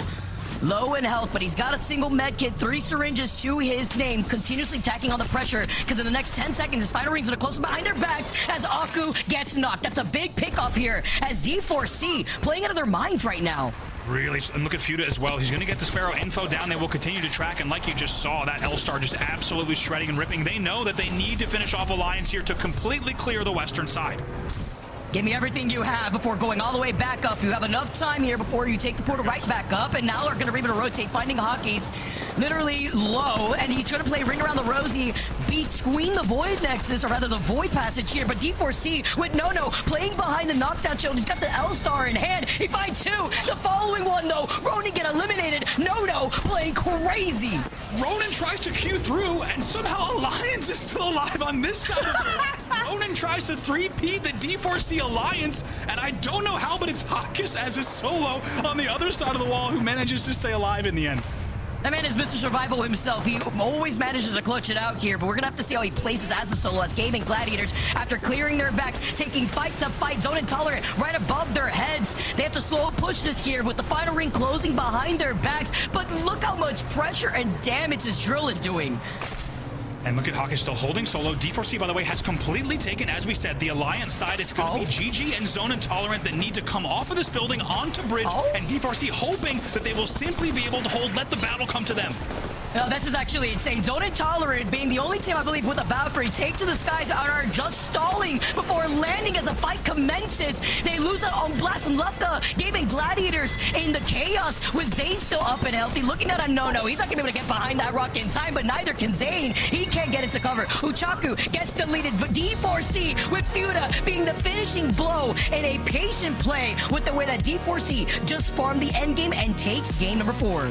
Absolute carnage in the end, as you said. I don't even know if that Valkyrie was necessary in terms of adding to the chaos, but in the end, it's D4C who knew that if they simply took out Alliance's spot on that western side of the bridge, they would be able to play the end game exactly how you saw it played out. I've been fans of these guys for a long time, but I'm not going to lie. They're not looking as strong as they were. Keep in mind, they had an amazing split 1 start, but D4C, this time it's been a bit slower. They were in 15th coming into the match day, so it's a pretty big momentum game for them. They haven't placed within the top 7 in terms of the entire split so far, so I think maybe reminding everyone, back-to-back games, by the way, they were the problem for Alliance. If it wasn't for the D4C pressure in those last 2 games, Vicky, I would actually say Alliance may have just won 4 straight. I definitely agree, and the way that they were able to push that is even better. D4C coming out of Cenote Cave in their POY take first place in this game 4 on Stormpoint, and that's with 18 total KP to their name. I mean, we were highlighting GaiminGladiators. They also had, by the way, coming in second place, a double-digit KP game with 14 KP. But even going on to the other side here, I mean, some teams that we were expecting to maybe have a lot of a better game on Stormpoint, not really performing after the action that we saw after day number 1 when they also had played out on the same map. Yeah, absolutely. And I think what we just saw there from D4C, I think you used a really good word to describe their playstyle. It's really composed. It's a lot of conversational stuff. I think Nono is a fantastic IGL, but he also depends on Fuda and Zod to kind of make calls together. And I think we saw time and time again. One thing I think we should note is that Alliance, as we take a look at the standings now, Alliance on 77 points over D4C's 51, by the way. That will move them into second place. I think one important thing to note is that, and I'm sure Jayhawk's going to have thoughts on this as well later on, it's been interesting that these are back-to-back Bloodhound games, but because D4C is pressuring Alliance so hard, they never get the time to slow down, set up. Unlucky can either solo or team ult. They haven't had the timing required to make Bloodhound work, and it's because of the D4C pressure. I I also think that goes hand in hand in calling out the fact that D4C and GaiminGladiators are top 2 teams in that one game alone. Both had Sparrows within their legend compositions, and that allows them to get very aggressive, to provide that pressure onto a team like Alliance, who was playing in the position that they were off that low ground, but still leading the pack with 77 total points. I highlighted it in the middle part of the game where they still have so much of a gap for the rest of this lobby to keep up on. But now with 2 games to go, I want to hear more from Rain Day on this breakdown. Thanks, Vicky and Brav. D4C, great story. I want to get your thoughts on it. I have something to add as well because I saw Nono at LAN, and one of the interesting aspects of him is he wasn't playing. He showed up and he was there at EWC watching from the stands. I had a chance to catch up with him. I didn't actually know who he was or look at him, but then I realized, oh wow, you're Nono. And now to see him here after kind of that moment, I really love the success that they're having. And Brav mentioned, Jay, you know, kind of mirroring Alliance's positions. What do you think has been working for D4C going into these last 2 games and hopefully heading into the next 2? Okay, well, in this game, they had a crazy fight that I don't think the main broadcast was quite able to catch, where they're playing the ultimate low ground at Barometer. And I think this is where you see the power of Nono's altar, because that spot is not viable for where we ended that zone unless you have altar to TP up into that late game. So they're able to play there as long as possible until the zone finally kicked them out, and they TP'd up onto Bacalhau and was able to get the wipe. And this is where the ban order is really important, because with no crypto, no seer, the other teams, unless you're playing that Bloodhound, the scans are not as reliable. Sparrow, much better for hitting the survey beacon information as opposed to scanning other teams, because you can get rid of his darts. And so D4C was able to claim that height, which leads to that knock onto Alliance. And then ultimately from there, with Alliance just stuck between a rock and a hard place, literally, D4C taking all the space. I mean, it was just masterfully done. Once again, the power of Alter to allow that positioning for this end game, incredibly impressive. Was this 10 kills for Nono? I mean, it's unbelievable performance. And talk about Fuda, who's been in the EMEA scene for so long, had so many different teammates of high success. But I feel like this is one of those moments where I got to give Nono his flowers, you know, coming from Belgium and being able to sit on the sidelines, and now coming into this split and saying we have a chance to do something. And they certainly have kind of been the thorn in Alliance's side. But you mentioned that altar play. What are you noticing about the way this team has kind of put themselves together? Because Fuda, like I said, he's been on a lot of different rosters. Are you liking kind of this mixture that they've got going on here? I am. They feel like a little bit of a team of misfits, but ultimately they've been getting it done throughout the series so far. And the thing is, 30 points in that game. You only need one huge game to get you in that top 5, and that's good placement for the overall standings. All right. Well, thank you, Jayhawk. Appreciate you, man. Let's throw into one of the other topics for today, which is our Challenger Circuit. And we've seen some teams leading off on it. We mentioned Aussie and Bryn and US, who have made it into, this conversation because of the Challenger Circuit. And now they have a chance to be here. And Brav, what an amazing opportunity here for the Challenger Circuit teams to kind of start making their name in the Pro League. And, you know, after sometimes years of, battling it out, finally getting a chance for success. That could be somebody out there right now watching on the sidelines, or hey, maybe even Nono, who didn't make it to land and now finding his way in the split, kind of dominating. Totally, yeah, I agree. I think in prepping for every single split, it's always exciting to watch. You're counting whether it's 8 or 10, given the region, PLQ teams coming through.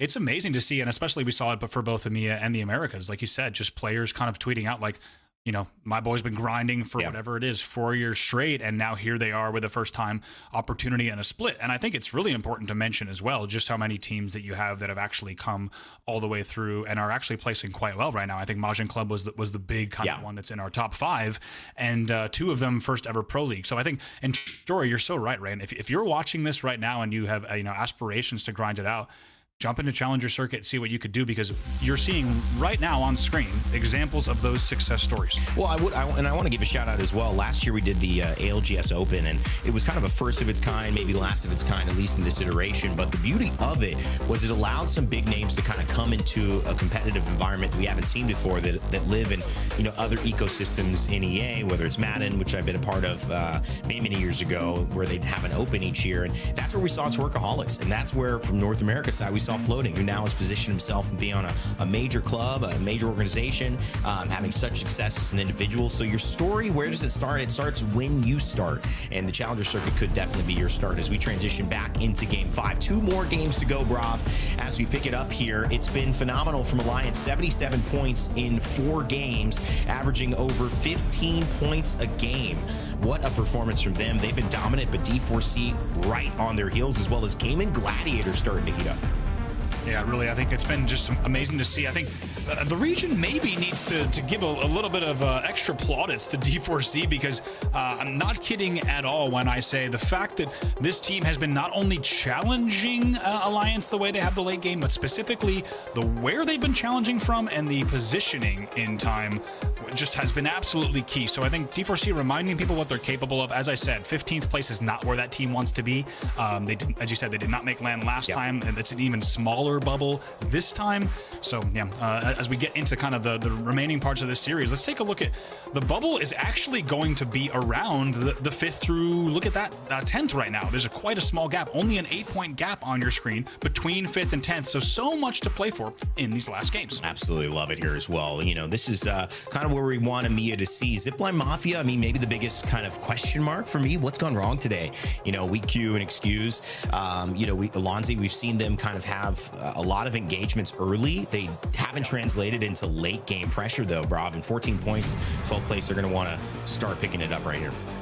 Yeah, I'm actually really glad you brought that up, Rainy. It's an important callback to the beginning of the show where we talked about how good ZIPLINE had looked, but I have to talk about their placement points versus their kills. They have 71 placement points coming into the day and only 48 kills. Contrast that with Alliance being the complete opposite. 51 placement points, but 67 kills. So that's what I worry about with ZIPLINE Mafia as we take a look at D4C starting things off here, as we said, at Cenote. But just to wrap up that thought on ZIPLINE, you've heard so many comments from pro players across all different conversations about how difficult it is to be consistent, how difficult it is to hold a building when you're talking about the types of comps and I mean, just look at the last game. Yeah. When you're talking about going up against Bloodhound Maggie teams, it is going to be very difficult, all split long, and into playoffs, to think, okay, we are reliant on placement points. And I think a team like ZIPLINE has to make sure that they can do both, not just one. Let's talk about doing both. I mean, what the heck? Like, you know, you now have a Newcastle Gibraltar. Is that a Valkyrie, I believe I saw there? It's an incredible lineup shift for Nono, who was just running Alter and Sparrow. I mean, this is a very big departure from what was successful for them in this last game.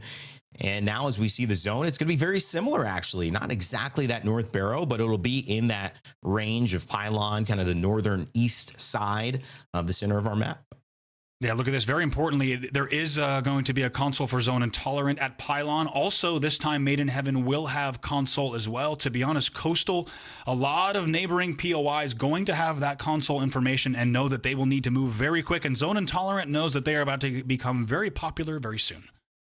What I love here, also Made in Heaven already in zone. I mean, this is a great chance for this team that's kind of been building up synergy. Talk about For Fun Esports and Tyler kind of taking that organization, and you see Cinetic, who I thought really was a standout shift. You know, he kind of took on that fragger role from the season prior where it was more IGL, and he had brought in a fragger. Said, I kind of went back to realizing that I needed to be the guy that got things done, and you can see it right now with Nags. The only thing I had a question on was confidence, and maybe Yans is somehow fit into allowing them to be a little bit more confident. They struggled at LAN, in my opinion, in terms of getting things together quickly.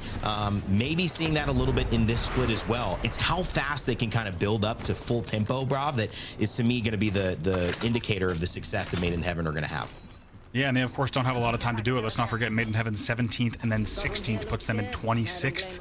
In the split. A lot of work to do, certainly, but they're going to hope that they can, even in these last 2 games, just turn it around a little bit. Also do want to mention, just on comps, we've got the same exact amount of baby comp as we had the last time the rotation. There's 6 exact kind of true baby comps here. One thing to note, though, there's a little bit less ramp overall, as we usually see in EMEA in this game, a little bit less kind of ramp Gibby or ramp Newcastle synergy coming in, so it will mostly be your traditional baby comps with, of course, as you'd expect in EMEA, a ton of individual comps. We've got everything from altar gibbies all the way to Pathfinder ramps and a whole lot of variety in this game as well. Yeah, I mean, I feel like Maggie, just realizing that, this character brings a lot that people feel comfortable with in this meta, just being aggressive. Once Maggie is off the table, you can see how much of a culture shifts. It's like you have, a new dynamic at the top, and it really allows people to play. I don't know whether they feel more comfortable as the Valkyrie here, also receiving a bit of a nerf in this latest patch. And you can see maybe the nerf not happening in terms of the sky, maybe the nerf happening because Winkler has a Sentinel ready to aim. 63, not going to be able to finish it from DN, but a nice little bit of effort. But yeah, just bringing down, kind of the the ability to be aggressive, and now people leaning into those comfort baby comps, which I don't know how I feel about it personally, Rob. I kind of feel like it is not as effective long term to lean into this when it's available, but it is effective now. And in the meta where everyone runs, the best thing available, I mean, you kind of have to play that game. Yep. Absolutely. I think there's a few important things to note. I think everything you brought up is super important. There's a few key things, but I'm going to actually interrupt myself for just a second while Winkler actually is going to go ahead, TP, grab the UFO harvester from the bubble, and then also get some really good shots from distance as well, and maybe even TP back out. But that was quite I tell you what, when you run for errands, you might as well get everything done at once. That's exactly right. Absolutely love it here. And you can see Winkler trying to get involved. I mean, this is a team on 4 points. Game 5, you got to do something. They grab the Evo Harvester, and they use an ultimate for that, which I don't know how important that is if they want to still keep getting aggressive. And maybe the aggression is just to say, hey, this is our territory. We're willing to fight, but we don't necessarily want to fight. We'll pull back, and we'll get some more damage. And Hamish now on a purple will make him feel a little more confident. REDRAGON trying to get involved as well. You see Ranches and Cleave going through the tunnel, but Ranches forced to pull out there as well, as we might have a little bit of respite, Bra, for you to continue that point you were making. Yeah, a little bit of just maybe a moment to breathe here for just a second, but a few important things to highlight in what you were just talking about comp-wise.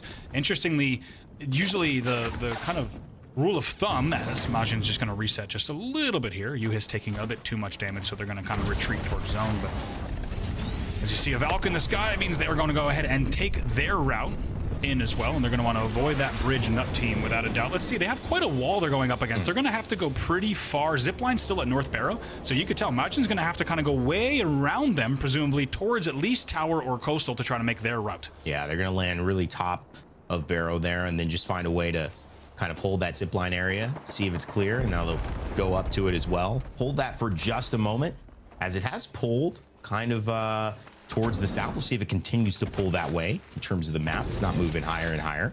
Mamma Mia here sitting on 3. Catch. You mentioned liking to see what they were bringing to the table, but yet again, yet to get that game to really kick them off here. And game 5 kind of needing to be it for a lot of teams, really 4 or 5 teams on that bubble of 2 to 5 points, and just kind of need something here. Certainly, and there's a few, I should mention, there's a few, you could tell there's a little bit of different positioning across the map, which as the game progresses, we can talk about, but there are teams that are placing bets on Jurassic side, Pylon side, and now finally we're going to learn as well from this next zone info that will be available to everyone, of course, that we'll see in just a moment. It is going to be a true directly onto Pylon pull. There won't be anything playable in terms of even the fence line on the Jurassic side that some teams may have hoped for. Yeah, and that's always kind of a good place to hold. We've seen a couple of end zones there and literally on the fence up and above. Valkyrie Ultimate's kind of playing a big element there and just allowing you to transverse that kind of difficult terrain. But speaking of moving in some difficult areas, McGludge here on the Bloodhound pops out of the ultimate, grabs the kill with the Prowler, and that's exactly what that Bloodhound is supposed to do. Get on the hunt and find a kill. So it should be a 3v2 headed their way. Ronin, however, falling with the response. It's Black Venom, who have done really well to respond, and now Arctic feeling the trouble is going to just alter portal back and kind of take the losses there. Yeah, he will pull, and look at the comp, like you said, this is Fuse Bloodhound Altar. This thing is built to do one thing, and to be honest, they go from having an advantage in that fight instead to having to TP back as well as pull. So what looked like it might have been a bit more straightforward, especially given the info they had, is anything but in the end. And now, as we take a look here at just the zip line movement that's going to be coming across the map, they will actually be doing a little bit of a rotate away from Majin, away from Bean, and looks like they just want to take a little bit more comfortable of a Cedo wrap, play their edge into zone. And there you can see it on the map as well. Kind of pulling Pylon.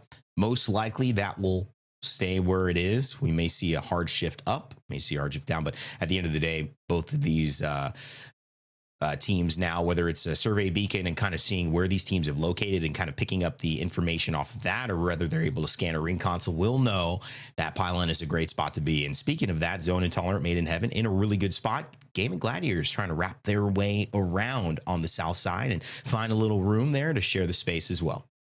Yeah, to be honest, GG, I think, is going to have their back cleared, but I think they know just as well as everyone that fighting from this side, when you have this specific pull, if we talk about kind of potential end zones, yes, there are a few on the southern side within this zone. They do tend to pull, of course, towards that northern side of pylon, and that's why you see the positioning. I think GG is going to try to slowly poke their way in, and they're going to have to hold out MAFIA from the rear, but it's largely about a little bit of a hope and a prayer there that they might see a pull in their favor. But as we take a look once again at everything still happening in Jurassic, this is going to continue to be, actually, and speaking of, DN's actually going to fly right into pylon. Yeah, strategy has worked so far to get Winkler on a purple, to be aggressive in this one. They've got the Prowler as well. Seems like they've unlocked the automatic fire there. That weapon's so good right now, and many people kind of shifting towards it. One of the viable SMGs alongside the car. The R99 got a nerf, notably. The alternator as well, which can still do the do. Just kind of need a couple of the things to go along with it. The extended mag, maybe some of those corrupted mags also. And we'll pay attention to that in just a little bit. But as you see, Gibraltar, Dome, defensive bombardment, Cleave, REDRAGON, Ranches, and Movic moving away from that fight. They don't want to take it.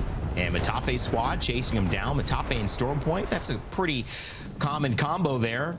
But again, it's been a journey for one of, I mean, I think in general, at the height, maybe one of the most famous, well-known, recognized players in EMEA. Now certainly one of the veterans of this region, trying to find it with yet another new squad here in this split and see if he can work some magic.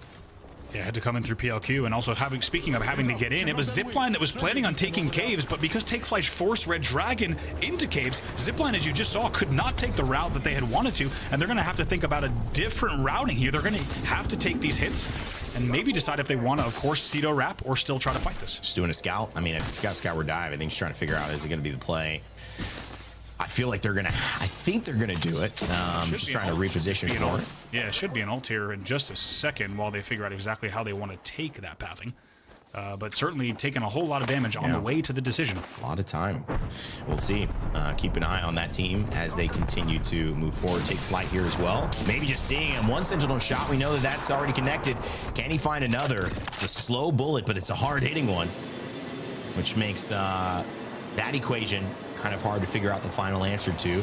Babylons and squad will rotate down, and they'll find, oh man, somebody you don't want to find. It's kinda, and squad, Light and Henchman ready to go and respond. They get an early, easy kill onto TLNP like that. I think they're trying to get the drag and the res as well. One of the few Newcastles that we see, of course, in this lobby is going to be 9 total across these teams. So not everyone, as we said, on the standard bounty comp, but 9 of them running Newcastle. They will be able to reset inside, though. Speaking of, we wanted to check in on exactly what's going on, of course, with the side of D4C. Right now, they're going to be comfortable all the way on the northern side here of Jurassic.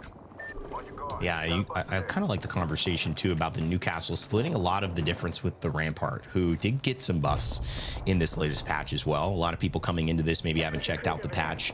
I know a lot of us have been busy, a lot of travel, a lot of match days back to back to back. So if you missed one weekend, you missed 3 match days as well. But Rampart definitely, again, getting a little bit more of a bump, and not only to the shields, but to the deploy time of those shields as well. Just trying to make her a little bit of an easier pick in this meta, but there it is. There's nothing easy about these skyward dives. They're so late. WeQ gets knocked.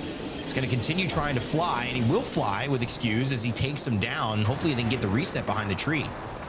Oh, this is, yeah, I mean, they're going to have to hope for something very special there. We'll keep an eye on that. But as you said, everyone now just fighting for every single nook and cranny that you can in terms of Northern Pylon. A team that's able to do that is going to be D4C. Let's get into a listen in here as they tuck into a Newcastle wall. Yeah, no. And I think there's a team on tree right side. They're gonna have. There is. Oh, we have to do it. It's much more Balco. This is a No, they Balcoed it in, and one of them died. That's why they landed there for that. Okay, just come and look this side. I got 3 give-outs. I might give out once now. Okay. It's like very good. Nice. Looking left. Step up. That's good. Play up. Flash, speed. He died. Oh, try the other one. Give me one. Nice. Push it. Castle. Look front. Flash. Yeah. Care above. I'm pre-attacking our back. Yeah. Shoot the wall. He's trying to reset. We're still in. Very good. Break the wall. He's full.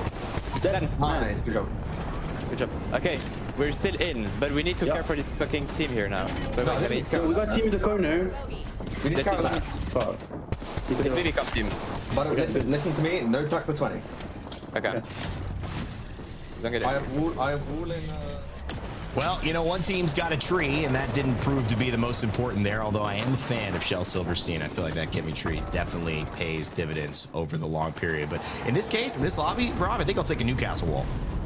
I think I will too, and the question for each one of them is going to be, where does this sidewalk end in terms of their stories here today? But as we expected, Rain, it is a Northern Pylon polling, almost exactly where most teams certainly were banking on this, but I want to highlight, as we see Alliance starting to make their way in, the importance, as we said, there are only 9 Newcastles in the lobby, and when you talk about playable space in Northern Pylon, there is not a whole lot, and you see why a team that you just saw, like D4C or their new neighbors as well, are able to play spaces that you don't always get to, as GG is starting to poke out of the door just to see what's going on outside just a little bit. Big moment, though, here. GaiminGladiators on this far south side, they're in a decent spot to try to aggress. Nobody at their back. On the northern side, there's a different conversation going on, but GG realized that there's an opportunity here. Lufka wants to take it, but doesn't want to die for it, so he'll pull back and get a couple of shield cells off with the massive wingman in hand. Wingman, I think, getting a lot of powerful treatments here with some of the new attachments that have been dropped in this season.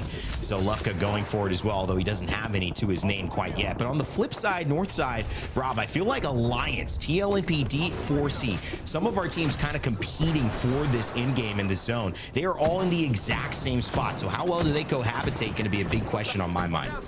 It really is, and I think everyone who's in here, you either were hoping for a slightly more tree or fence line pull, or just knew that you would be duking it out against a lot of neighbors here. And the question is, now we have to mention, this is why I kept talking about it all day long, almost like a broken record in match 5, to still have Alter in this game really is good to determine, of course, exactly how each team is able to get out of this.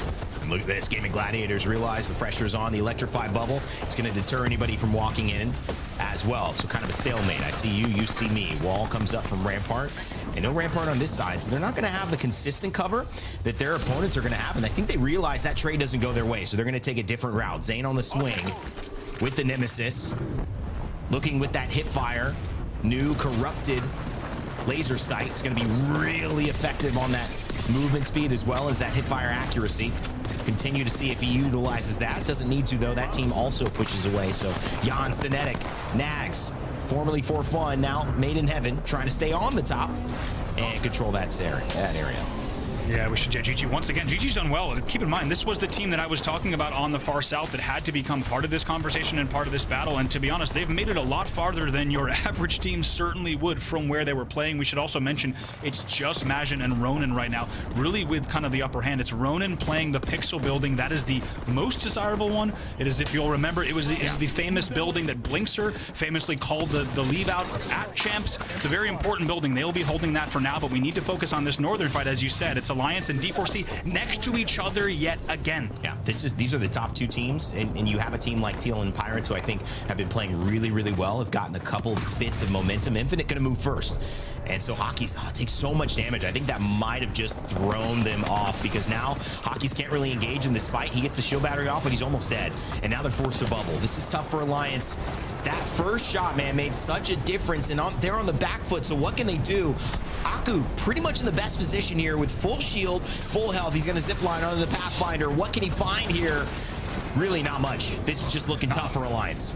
Not much, and you think maybe I have to watch that again on VOD, maybe a misclick as well on the zip. Wanted a little bit more out of that zip. You would expect it be able to do that. Now keep in mind, just because they're able to get that wall down, as well as now the Newcastle res, this could be a big reset, maybe an immediate bubble here if they have it as well, but they would need, of course, to have Hackis up. Not going to happen. That will be it. Alliance cannot fight through it, and that will be their earliest exit of the day. That first shot, whatever it was, I don't know who did it, where it came from. It was basically a headshot, immediately disrupted Hockey's, and that just threw their whole game plan off. And so that is unfortunate for Alliance, but they've had a great game so far, still in first place. place. The question is, can D4C move up with this? Because this is their chance to try to take it. 55 points, second place so far. Zod's going to go down. Majin eliminated, 3 men eliminated as well, getting into that top 10.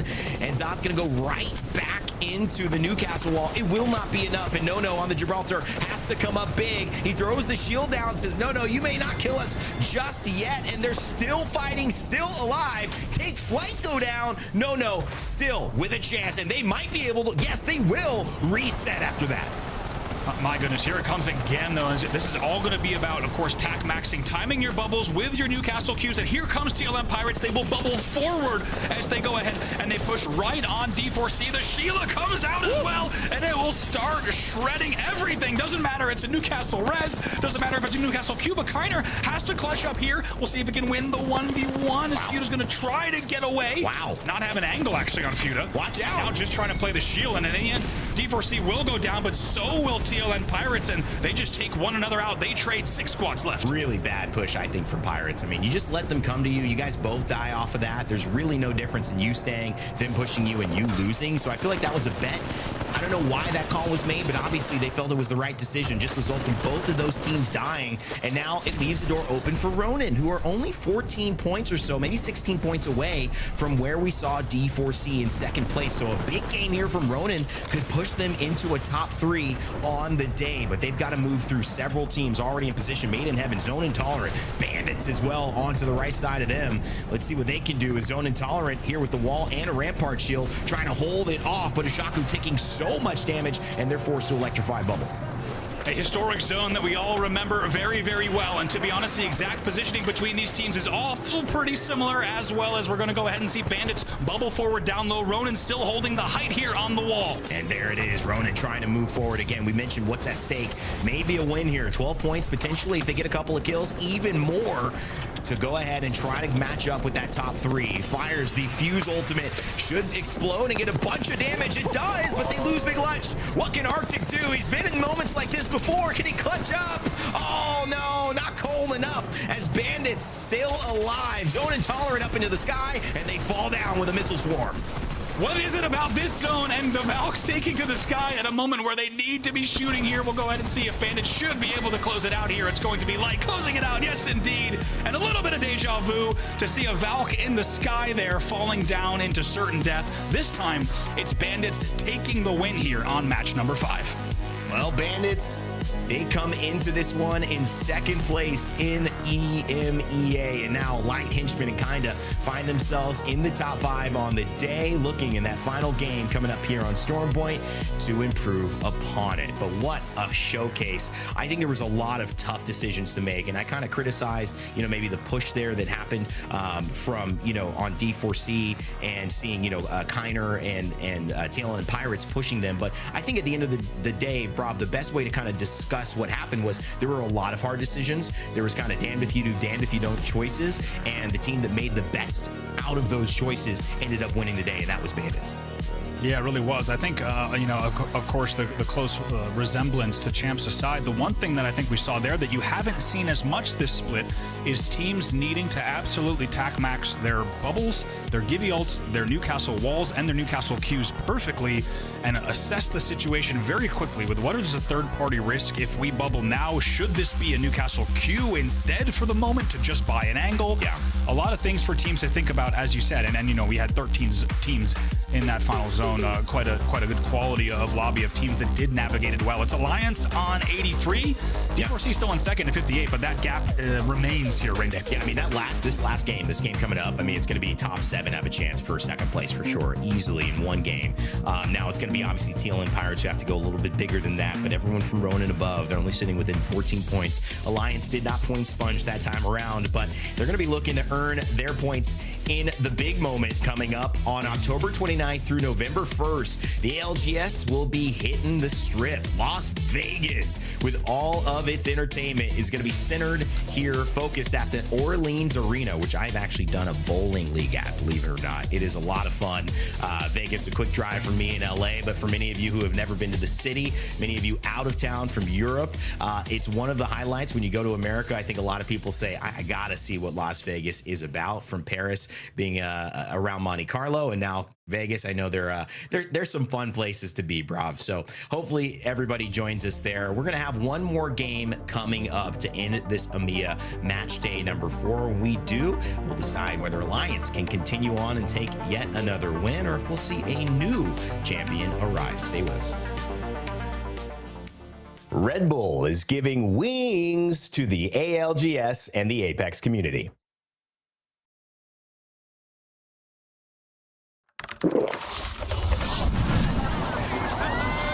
Red Bull gives you wings.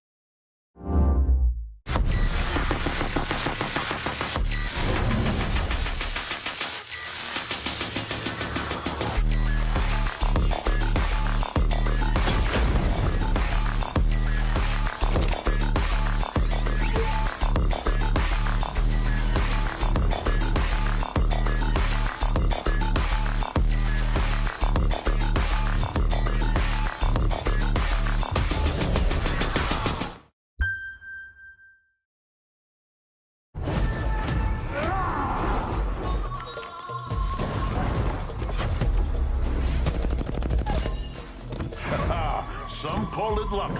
I call it skill. All right, here I go. Yeah, good try. Maybe try harder next time.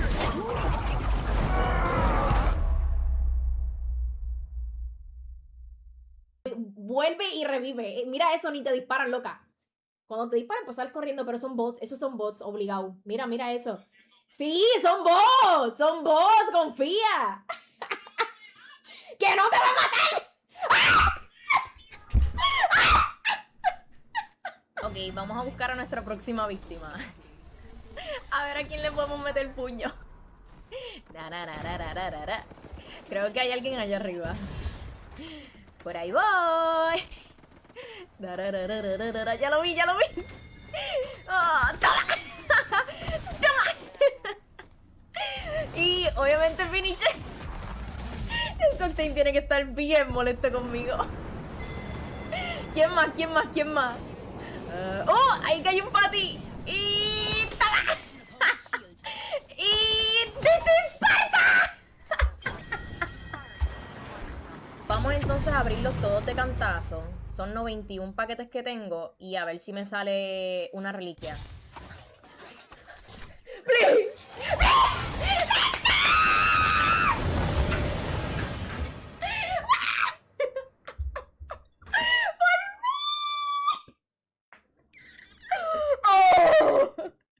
¡Por fin!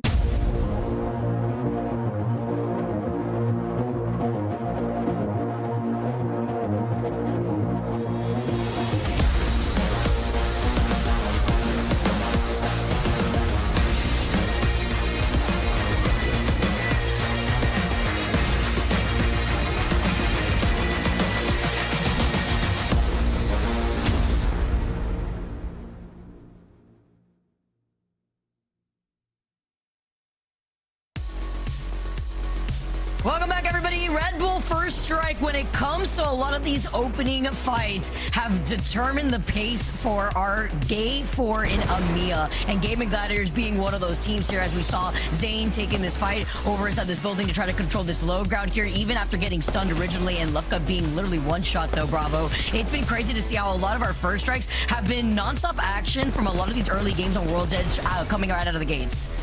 Yeah, it really has. And to be honest, there's been, if you look at Split 1 EMEA, there oftentimes were kind of like a little bit earlier contests. And I have to say, like, lobby health has been a tiny bit stronger so far in this split. And you could say in these games as well, I think we're pretty typically 18 squads for a fairly kind of good stretch of the game. So, but as you said, that makes the first strike all that more punishing, because when you're not expecting to find teams on rotates, it can certainly end the day early. And I think, speaking of, I think you and I were just talking about during the break, Bandits, it's a big win on the board for them, because if they want to to keep the points race close, they need to make sure that today has respectable points in terms of the overall series layout. Exactly, but how hard is it going to be? Like, sure, they got those points. They're sitting in top 5 right now, 45 total points, with Alliance literally sponging up 83 total points, with second place being D4C at 58 points. Like, I'm just appalled to see how large of a gap this is in this lobby, but also, it's Alliance we're talking about. But you mentioned Bandits here. They get this win, but can they carry this momentum over into our final match of the day on Storm Point? That is the question. Is, of course, going to be a Gibby ban. And if we look at kind of historically what has happened between these teams, it was always going to be a Gibby ban. So the one thing I think we're expecting is largely Newcastle ramp comps, certainly in EMEA. As we take a look at the series results, what Vicky was just mentioning, 83 points on the board for Alliance. They have ran away with this day. They probably don't, you could argue they don't need to play this day, this game to still place very well, but they will be there. And I think who else will be there, I think, is one thing to look at. Expecting a lot of Newcastle ramp Valk in EMEA, and also expecting, as I mentioned, a few variants of that. Some Newcastle ramp Wraith. I still think, and I think Jayhawk has just a good new kind of mantra on Game 6.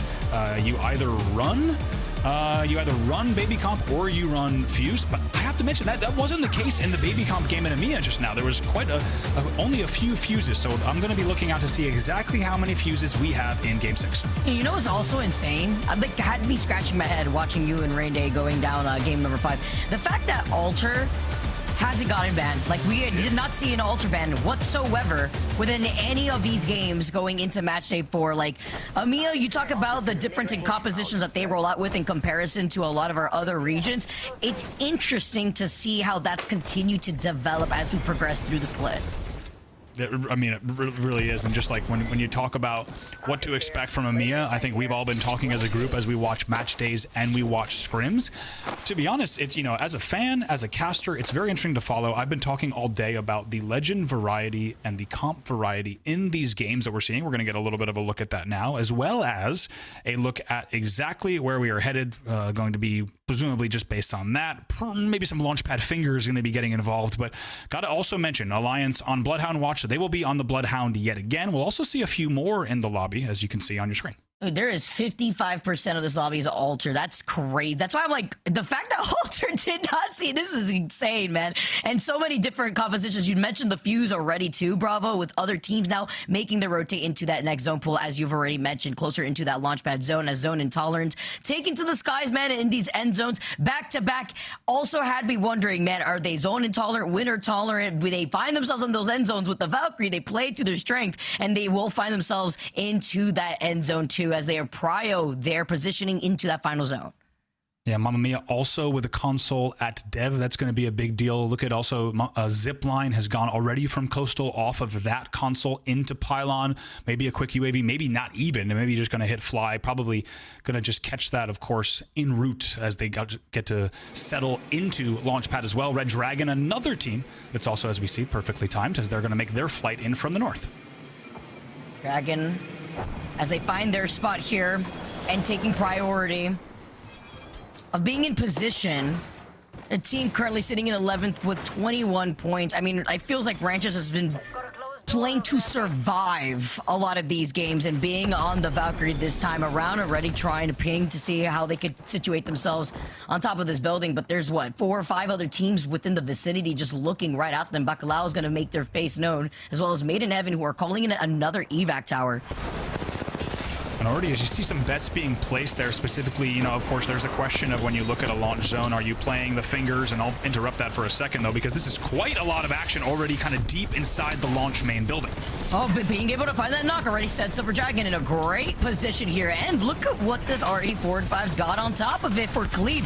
Looking to bunker down on that Newcastle. Bunker down with the wall, too. Playing around the rampart, but they've lost out on Ranches and Movic. I hear that, Sheila, from down below. It could be a nightmare, but thankfully, Khalid being on the Newcastle is able to get the reds, and that's the perfect legend that you want to be able to get the reset.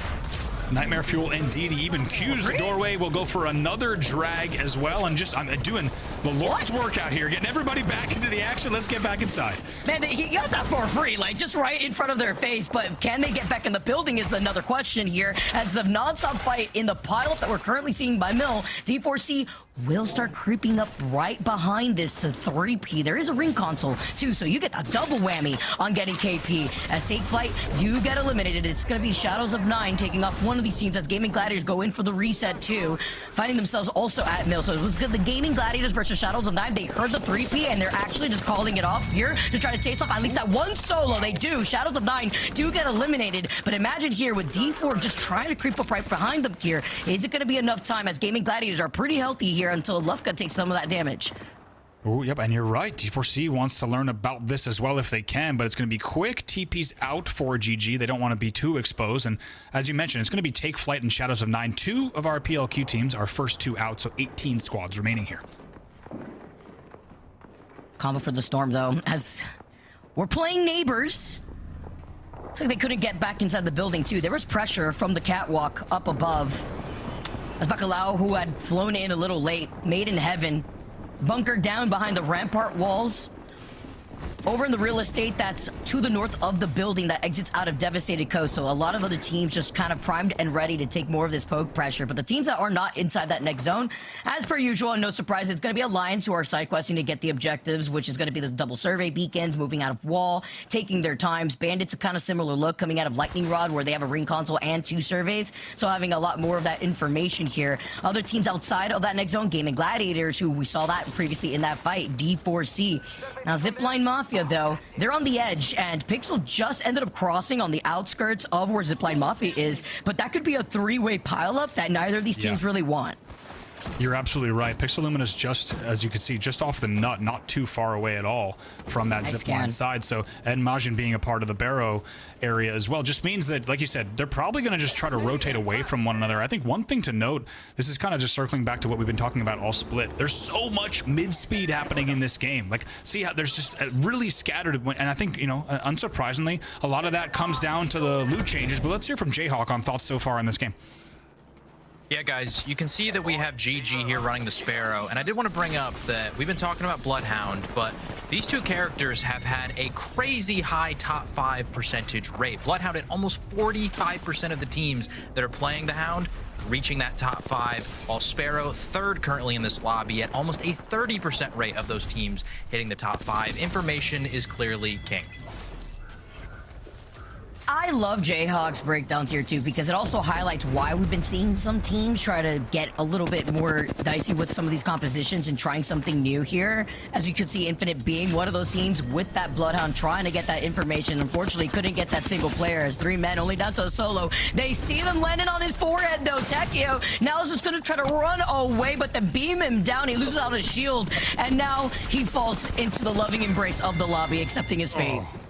Goodness gracious. Yeah, that was quite something to watch there. As you said, his Tico will be taken down. And well, I tell you what, when you have a Newcastle sitting through the sky from Jurassic to Pylon, it gives an opportunity for, and by the way, teams on both sides, it gives a little bit too much opportunity for a big man to be flying like that. Can't remember what the phrase is, but I don't think those things are supposed to fly.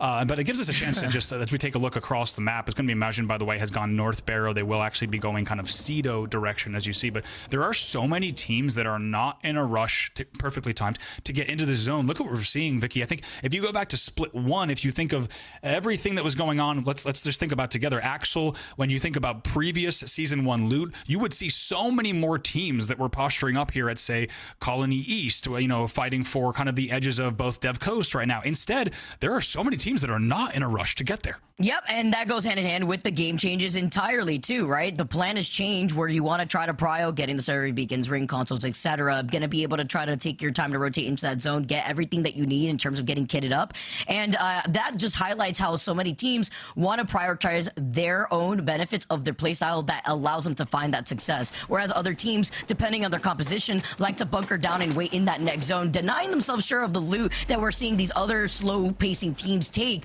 But it allows teams like Alliance to continuously play aggressive. They're one of the teams rocking the Fuse, the Altar, the Bloodhound. You know they're looking to try to take these fights. And then on the other side, GaiminGladiators too, with another very aggressive comp. But instead of that Bloodhound, once again, you have that Sparrow for information.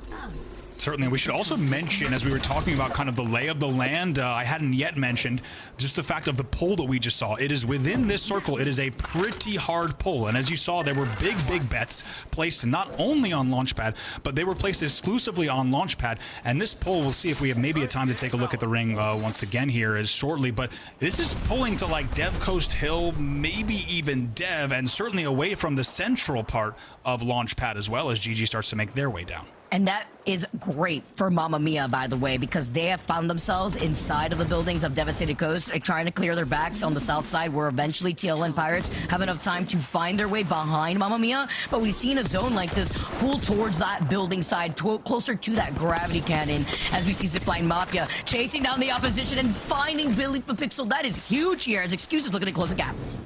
Yeah, how many times have we seen just Pixel Lumina caught out? It's kind of been so many. There's teams, as we say, teams are trying to play this mid-speed that the Graceful has coined, and when there's so many teams trying to do it, Pixel Lumina often has found themselves on the receiving end of a lot of pressure as they're trying to manage these rotates that are kind of, you know, dissimilar. You didn't always have this much action, but here's Alliance. Punishing slow rotations too here as Alliance, once again, the back-to-back as Aku continues to add more numbers on the board, leading this entire group in terms of kills. Majin get eliminated. A big pickoff after we formally highlighted Majin finding their success on Storm Point and now falling rather early in our final game. It really is, and they were in 9th, and let's not forget, when you talk about the team of Majin, they were in 5th coming into the day, so that will be pretty devastating in terms of finding themselves falling from what was, you know, potentially, even though it's early, in land contention, now to finding themselves likely on the outside of the bubble in terms of total points, and Alliance getting ready to make their next move as well off of the evac.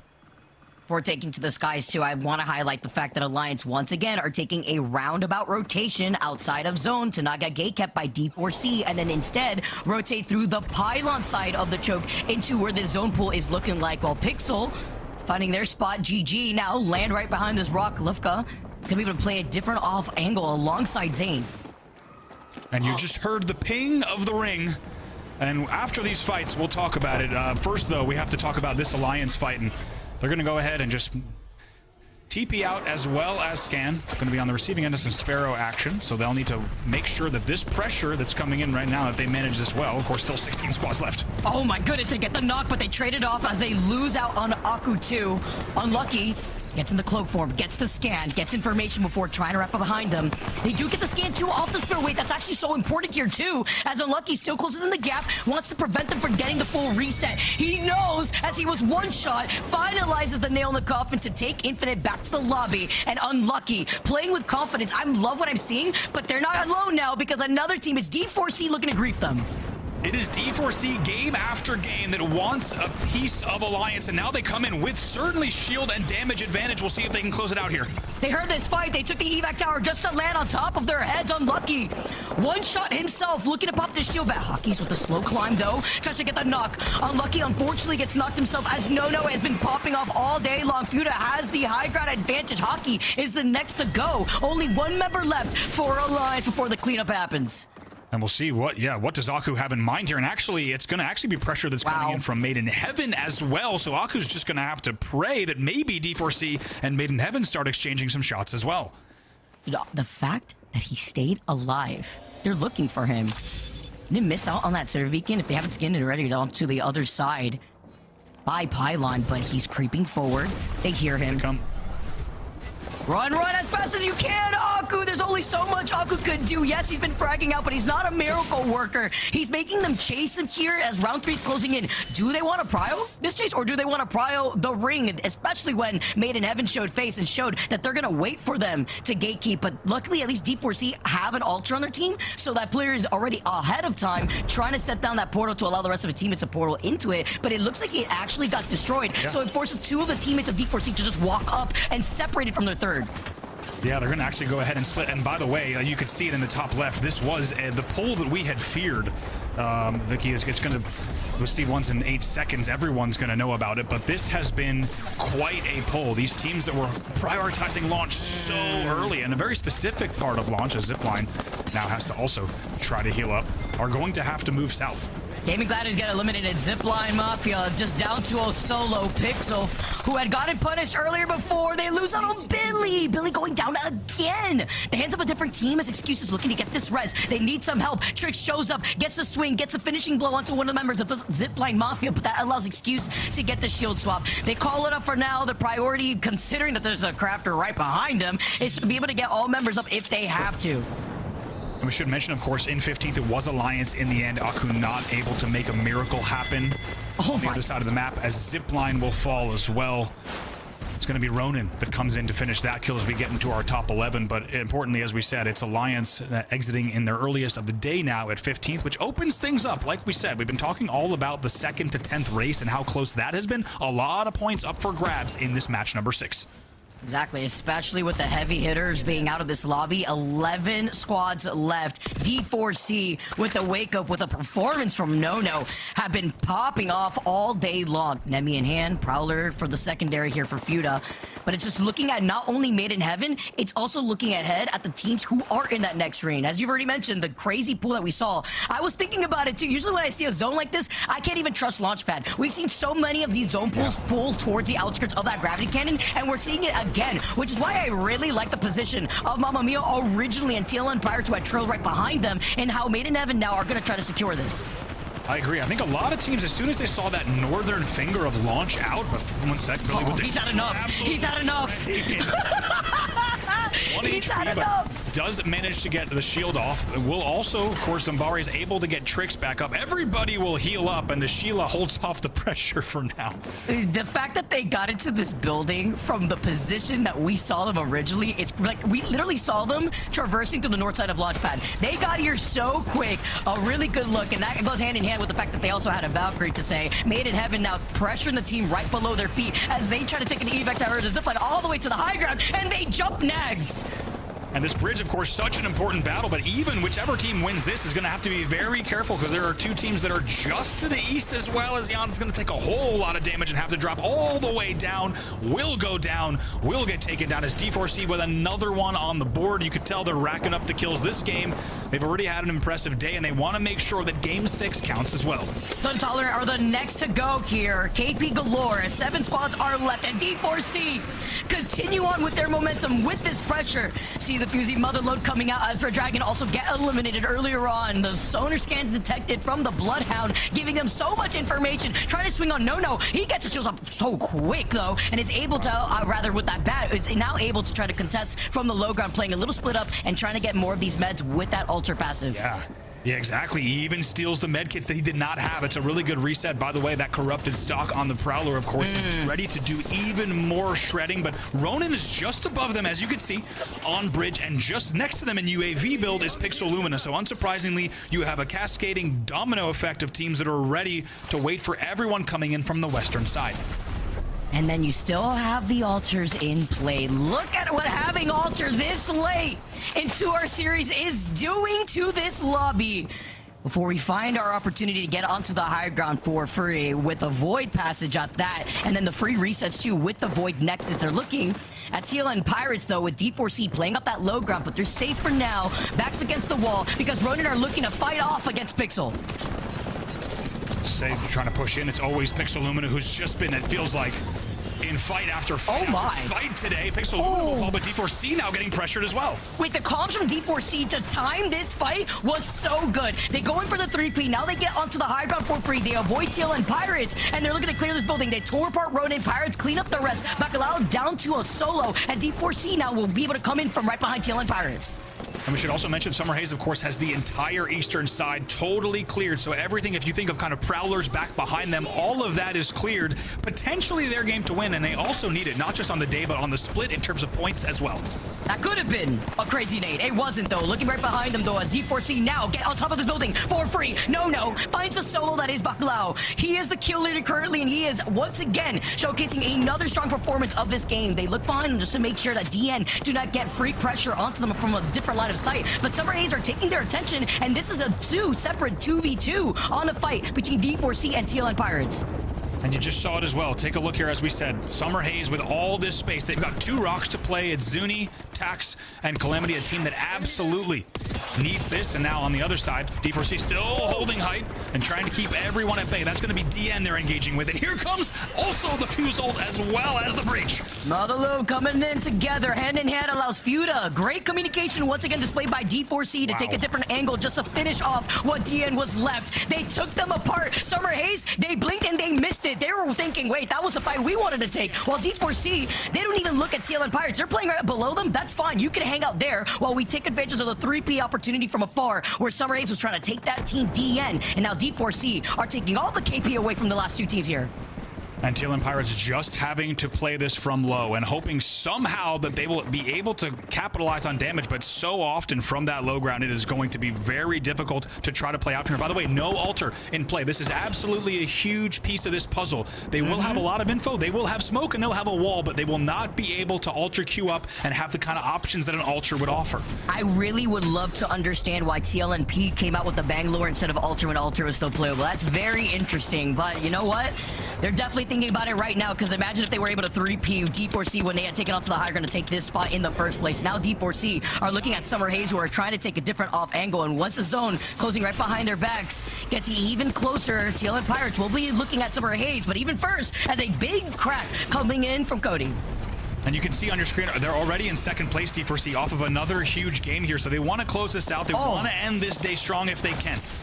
Taxiton getting knocked first, though. Sparrow getting called into, controlling good amount of space, forcing them to look at this, and they have 2 of them to add. Fuda knows that they're all going to line up in his line of sights as he's shooting them down like a pair of ducks. The Singer Pole is enough to get the knockout to Calamity, but playing off the cat wall is smart, because that's something that TLN and P do have to work off of. They play off the catwall and it buys them the rocks, but now they have a zone to their back. They have to go right back to the wall. It doesn't really buy them as much time and space as they needed here in a final matchup. And look at this, just Hiarka left. Hiarka, it's just a matter of time, because this is all for D4C to take home in a strong game.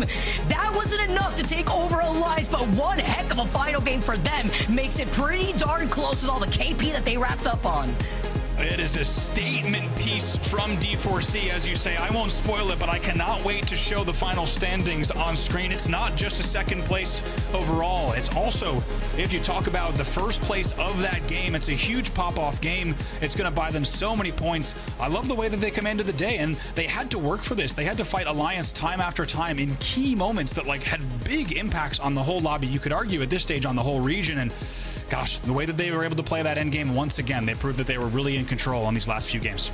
From that game alone, Bravo, Nono has overtaken Aku in being the kill leader for the overall group for today, because Nono, I don't know what he had for breakfast, but I want some of that, especially when it comes to queuing up for my own rankings, because holy, Nono went crazy today. As we take a look at our match stage results, they literally close up this lobby with 17 KP. That is insanity. I mean, unbelievable. A 29-point game 6. By the way, remember, as we said, in a game where Alliance exited so early, and I mean, in a day, Rain, where we felt like it would only be a story about Alliance through the whole day, instead, D4C, I mean, making a very strong argument for the fact that they want to make sure, in short, that they are at LAN and that they're a team that's talked about. Yeah, and I think the story of your life is kind of where you look. And I think a lot of times we look at the teams that, we thought would be coming in and maybe making a splash, who are outside of the top 7 or maybe kind of on the bubble for that top 7. But a team in 15th place coming into this, now the second place on the day, 87 points, 3 points away from taking first place on the day. Again, coming from 15th. What a performance from D4C. And I just got to shout out Nono again, just having talked with him at LAN, him being on the sidelines. You know how that must have felt, coming from Belgium, quick travel to Paris, and just saying, I want to be here next split. I want to be in Vegas. D4C Jayhawks certainly making a claim that they should be there soon. Absolutely. And I gotta say, I loved watching their POV throughout the day. Some of those comps they're running, the Sparrow Maggie, the Sparrow Fuse, the fact that Alter made it through the whole day so Nono continued to cook. That last game, every single fight that they had, they were just blowing teams up. I know, Vicky, you called it out. The perfection of TPing on a squad, drop the mother load, drop some Sparrows, and everybody just evaporates. It is so crazy to see how destructive, whenever it comes to these different legend compositions, guys, how a lot of these teams, especially in EMEA, something that we don't usually get to see, that composition diversity, how the teams play into their strength. That's why I was like, you know, the fact that we're coming out with Bangalore, you know, maybe they feel more confident there. Rainda, you mentioned playing to your comfortability, but Alter being in the mix and in a zone like that, imagine what that could have done too. Well, I also think there's a conversation we need to kind of have, which is like everyone, Maggie goes away and then we start playing this baby comp, and like, why not Fuse, you know, stepping into the role that Maggie plays, keeping that aggression for teams that lean on it and are successful there. And if no one's playing it, I mean, you don't have to match it. So you can kind of be the counter to the rest of that lobby. And it leads us to our Sony in Zone kill leaderboard, where Nono stood above the rest. And although we may end up talking to Alliance today, which, you know, for their performance makes a lot of sense, you just cannot doubt the impact, Brav, that Nono and Zod, you know, were able to have on this team. Fuda as well, who, you know, doesn't make this list, but the way these three are going, I mean, certainly going to be in the top of my mind heading into more EMEA matchups with them. They really are, because look at Nono on 24 kills. By the way, Aku has led a match day simply by getting 19. So if we don't have Nono doing Nono things today, it's still Aku as the kill leader. So that just shows you how hard the D4C had to work in these games, and also just go toe-to-toe in straight, like, strategic 3v3s with Alliance time and time again in order to earn this result.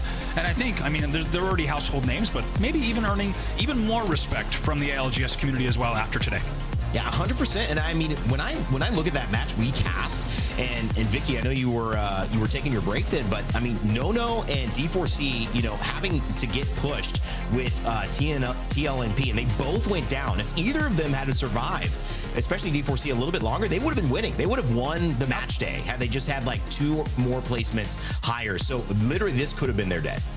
And that's the importance of how those little side decisions, whether you take too long in a fight, whether you end up prioing, maybe getting a rotate or timing the fight differently, how all that comes into play and making a difference between you being in first place or second place. Yeah, what a big game. Jayhawk, obviously, you could see just the flexibility there. A lot of Alter played. Alter not banned at all today. How much do you think of an impact that was to Nono being able to feel comfortable all day long? I think it's huge. He was cooking with that character. I'm honestly surprised that Alter wasn't banned. We had a series last week in the Americas where she was banned game 1, and now I think this is the second time that this has happened in EMEA, where she's made it through the entire set. So the region definitely cooking a little bit differently than some of our other regions are. We'll have to see if that keeps up on land, but if it does, I think Nono might be a name to look out for. Cooking a little differently as well, you know, throwing the broil in instead of the bake, you know, just trying to shift it up, just get the top heat going. I mean, you never know at the end of the day. I love it. And as long as the dish tastes good at the end of the day, I'm not really a stickler for how you get there. 68 points here from Alliance. They lead the overall Pro League, but you can see what that's done to D4C. They are going to Vegas. At this point, they're going to Vegas if it were to end like this. Now, of course, there's so much more to do.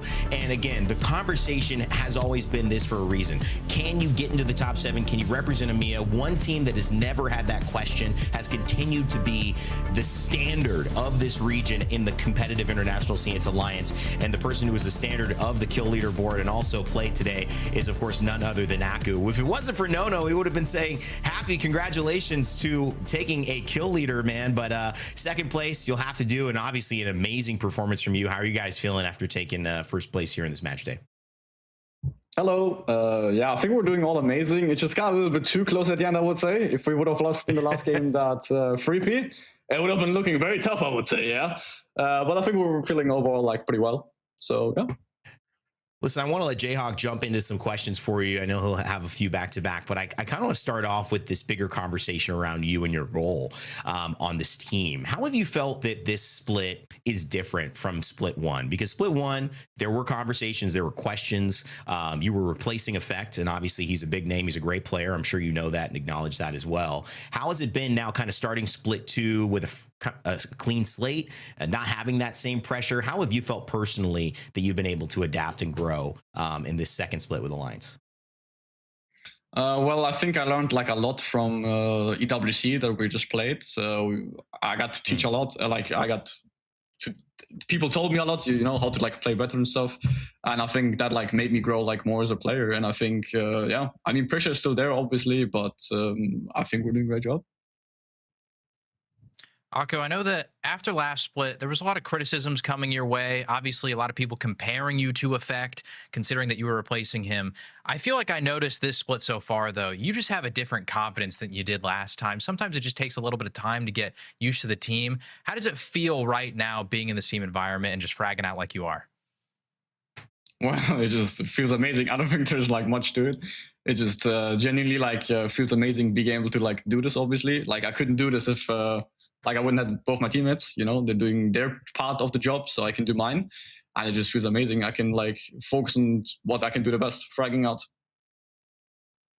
All right, and then I have a couple of meta questions. First off, we've talked about the Bloodhound. You guys are kind of pioneering this thing. We got to hear from Unlucky last week about it. What's your take on it? Because so far in scrims this week, it seems like you guys are even picking up that comp even earlier, all the way after the Seer ban. How do you feel when you're out there with the Bloodhound comp, and what is the value that you think Bloodhound is providing? Well, I still have to say that I think the Bloodhound ult kind of sucks. Like, it's good to like take off angles in fights. Like, don't get me wrong on that, but I think like in every other aspect, the ult is still kind of useless. But his Q just makes him like literally overpowered. Like getting all that information, you know, having the double scan when you scan and ult, like that's just really, really OP, I would say, especially like after Seer ban. The information you just get is just so good and so helpful that you can do what we're doing. All right, and the last one from me, you're running the P20s throughout the day, which I think is a little different than a lot of people. We see the Prowler is usually the kill leader in terms of the weapons. I was listening to Made in Heaven, I think it was after the first game that y'all won, and they're sitting there talking about, man, Alliance is so hard to kill when those guys have that strafe speed with the P20s. Why are you specifically prioritizing those weapons over the Prowler? Well, that's a hard question. I don't even know. To be honest, I just like the P2s more. Like, even though it's a little bit RNG here and here, I still feel like I'm a little bit more consistent with the P2s than the Prowler, so I prioritize the P2s over the Prowler. And the hammer point on the P2s are just nuts, I'm not gonna lie. You know, have you, just quickly on that before I get a bigger question to end, have you noticed the tactical laser, the new corrupted hop up being, or at least attachments being a big impact on the P20s or in general? I think the laser sight is pretty good on it, but other than that, I don't think I would play the mag on the P2s. Okay. I don't think you need that many bullets, so I think laser sight is just enough, and you reload very long on the mag, so not a big fan of that. Okay, man, big picture. I'm glad you're not mincing words as well on what you thought. It's been a great time catching up with you. EMEA, state of the region, 7 spots. You guys have lost spots yet again. How do you feel? What do you feel is the direction forward for EMEA to start climbing back in the international scene as we head towards Vegas, as we build towards something? You guys know first place, it's definitely in your sights, but what about the bigger picture of winning Atlanta again? How do you get back to that? Well, I think we're on a good path of like winning land like us, I would say.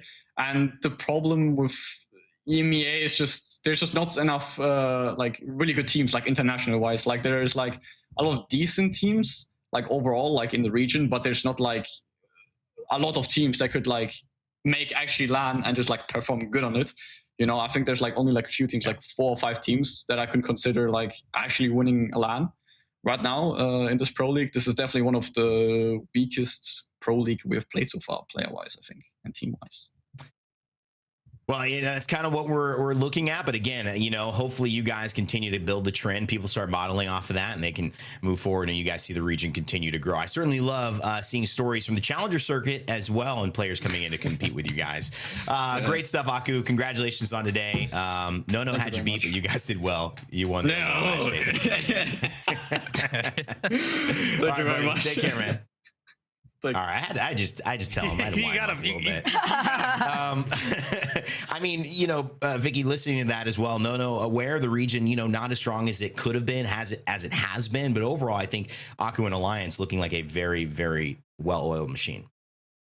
Yeah, I'm glad that Aku calls it out too, right? Like just highlighting, you know, what the teams could be doing a lot better and how the performance has been thus far. But if anything, if we talk about consistency, Alliance leads the way now in the overall standings, and a really good day for them to walk away with all that extra points too.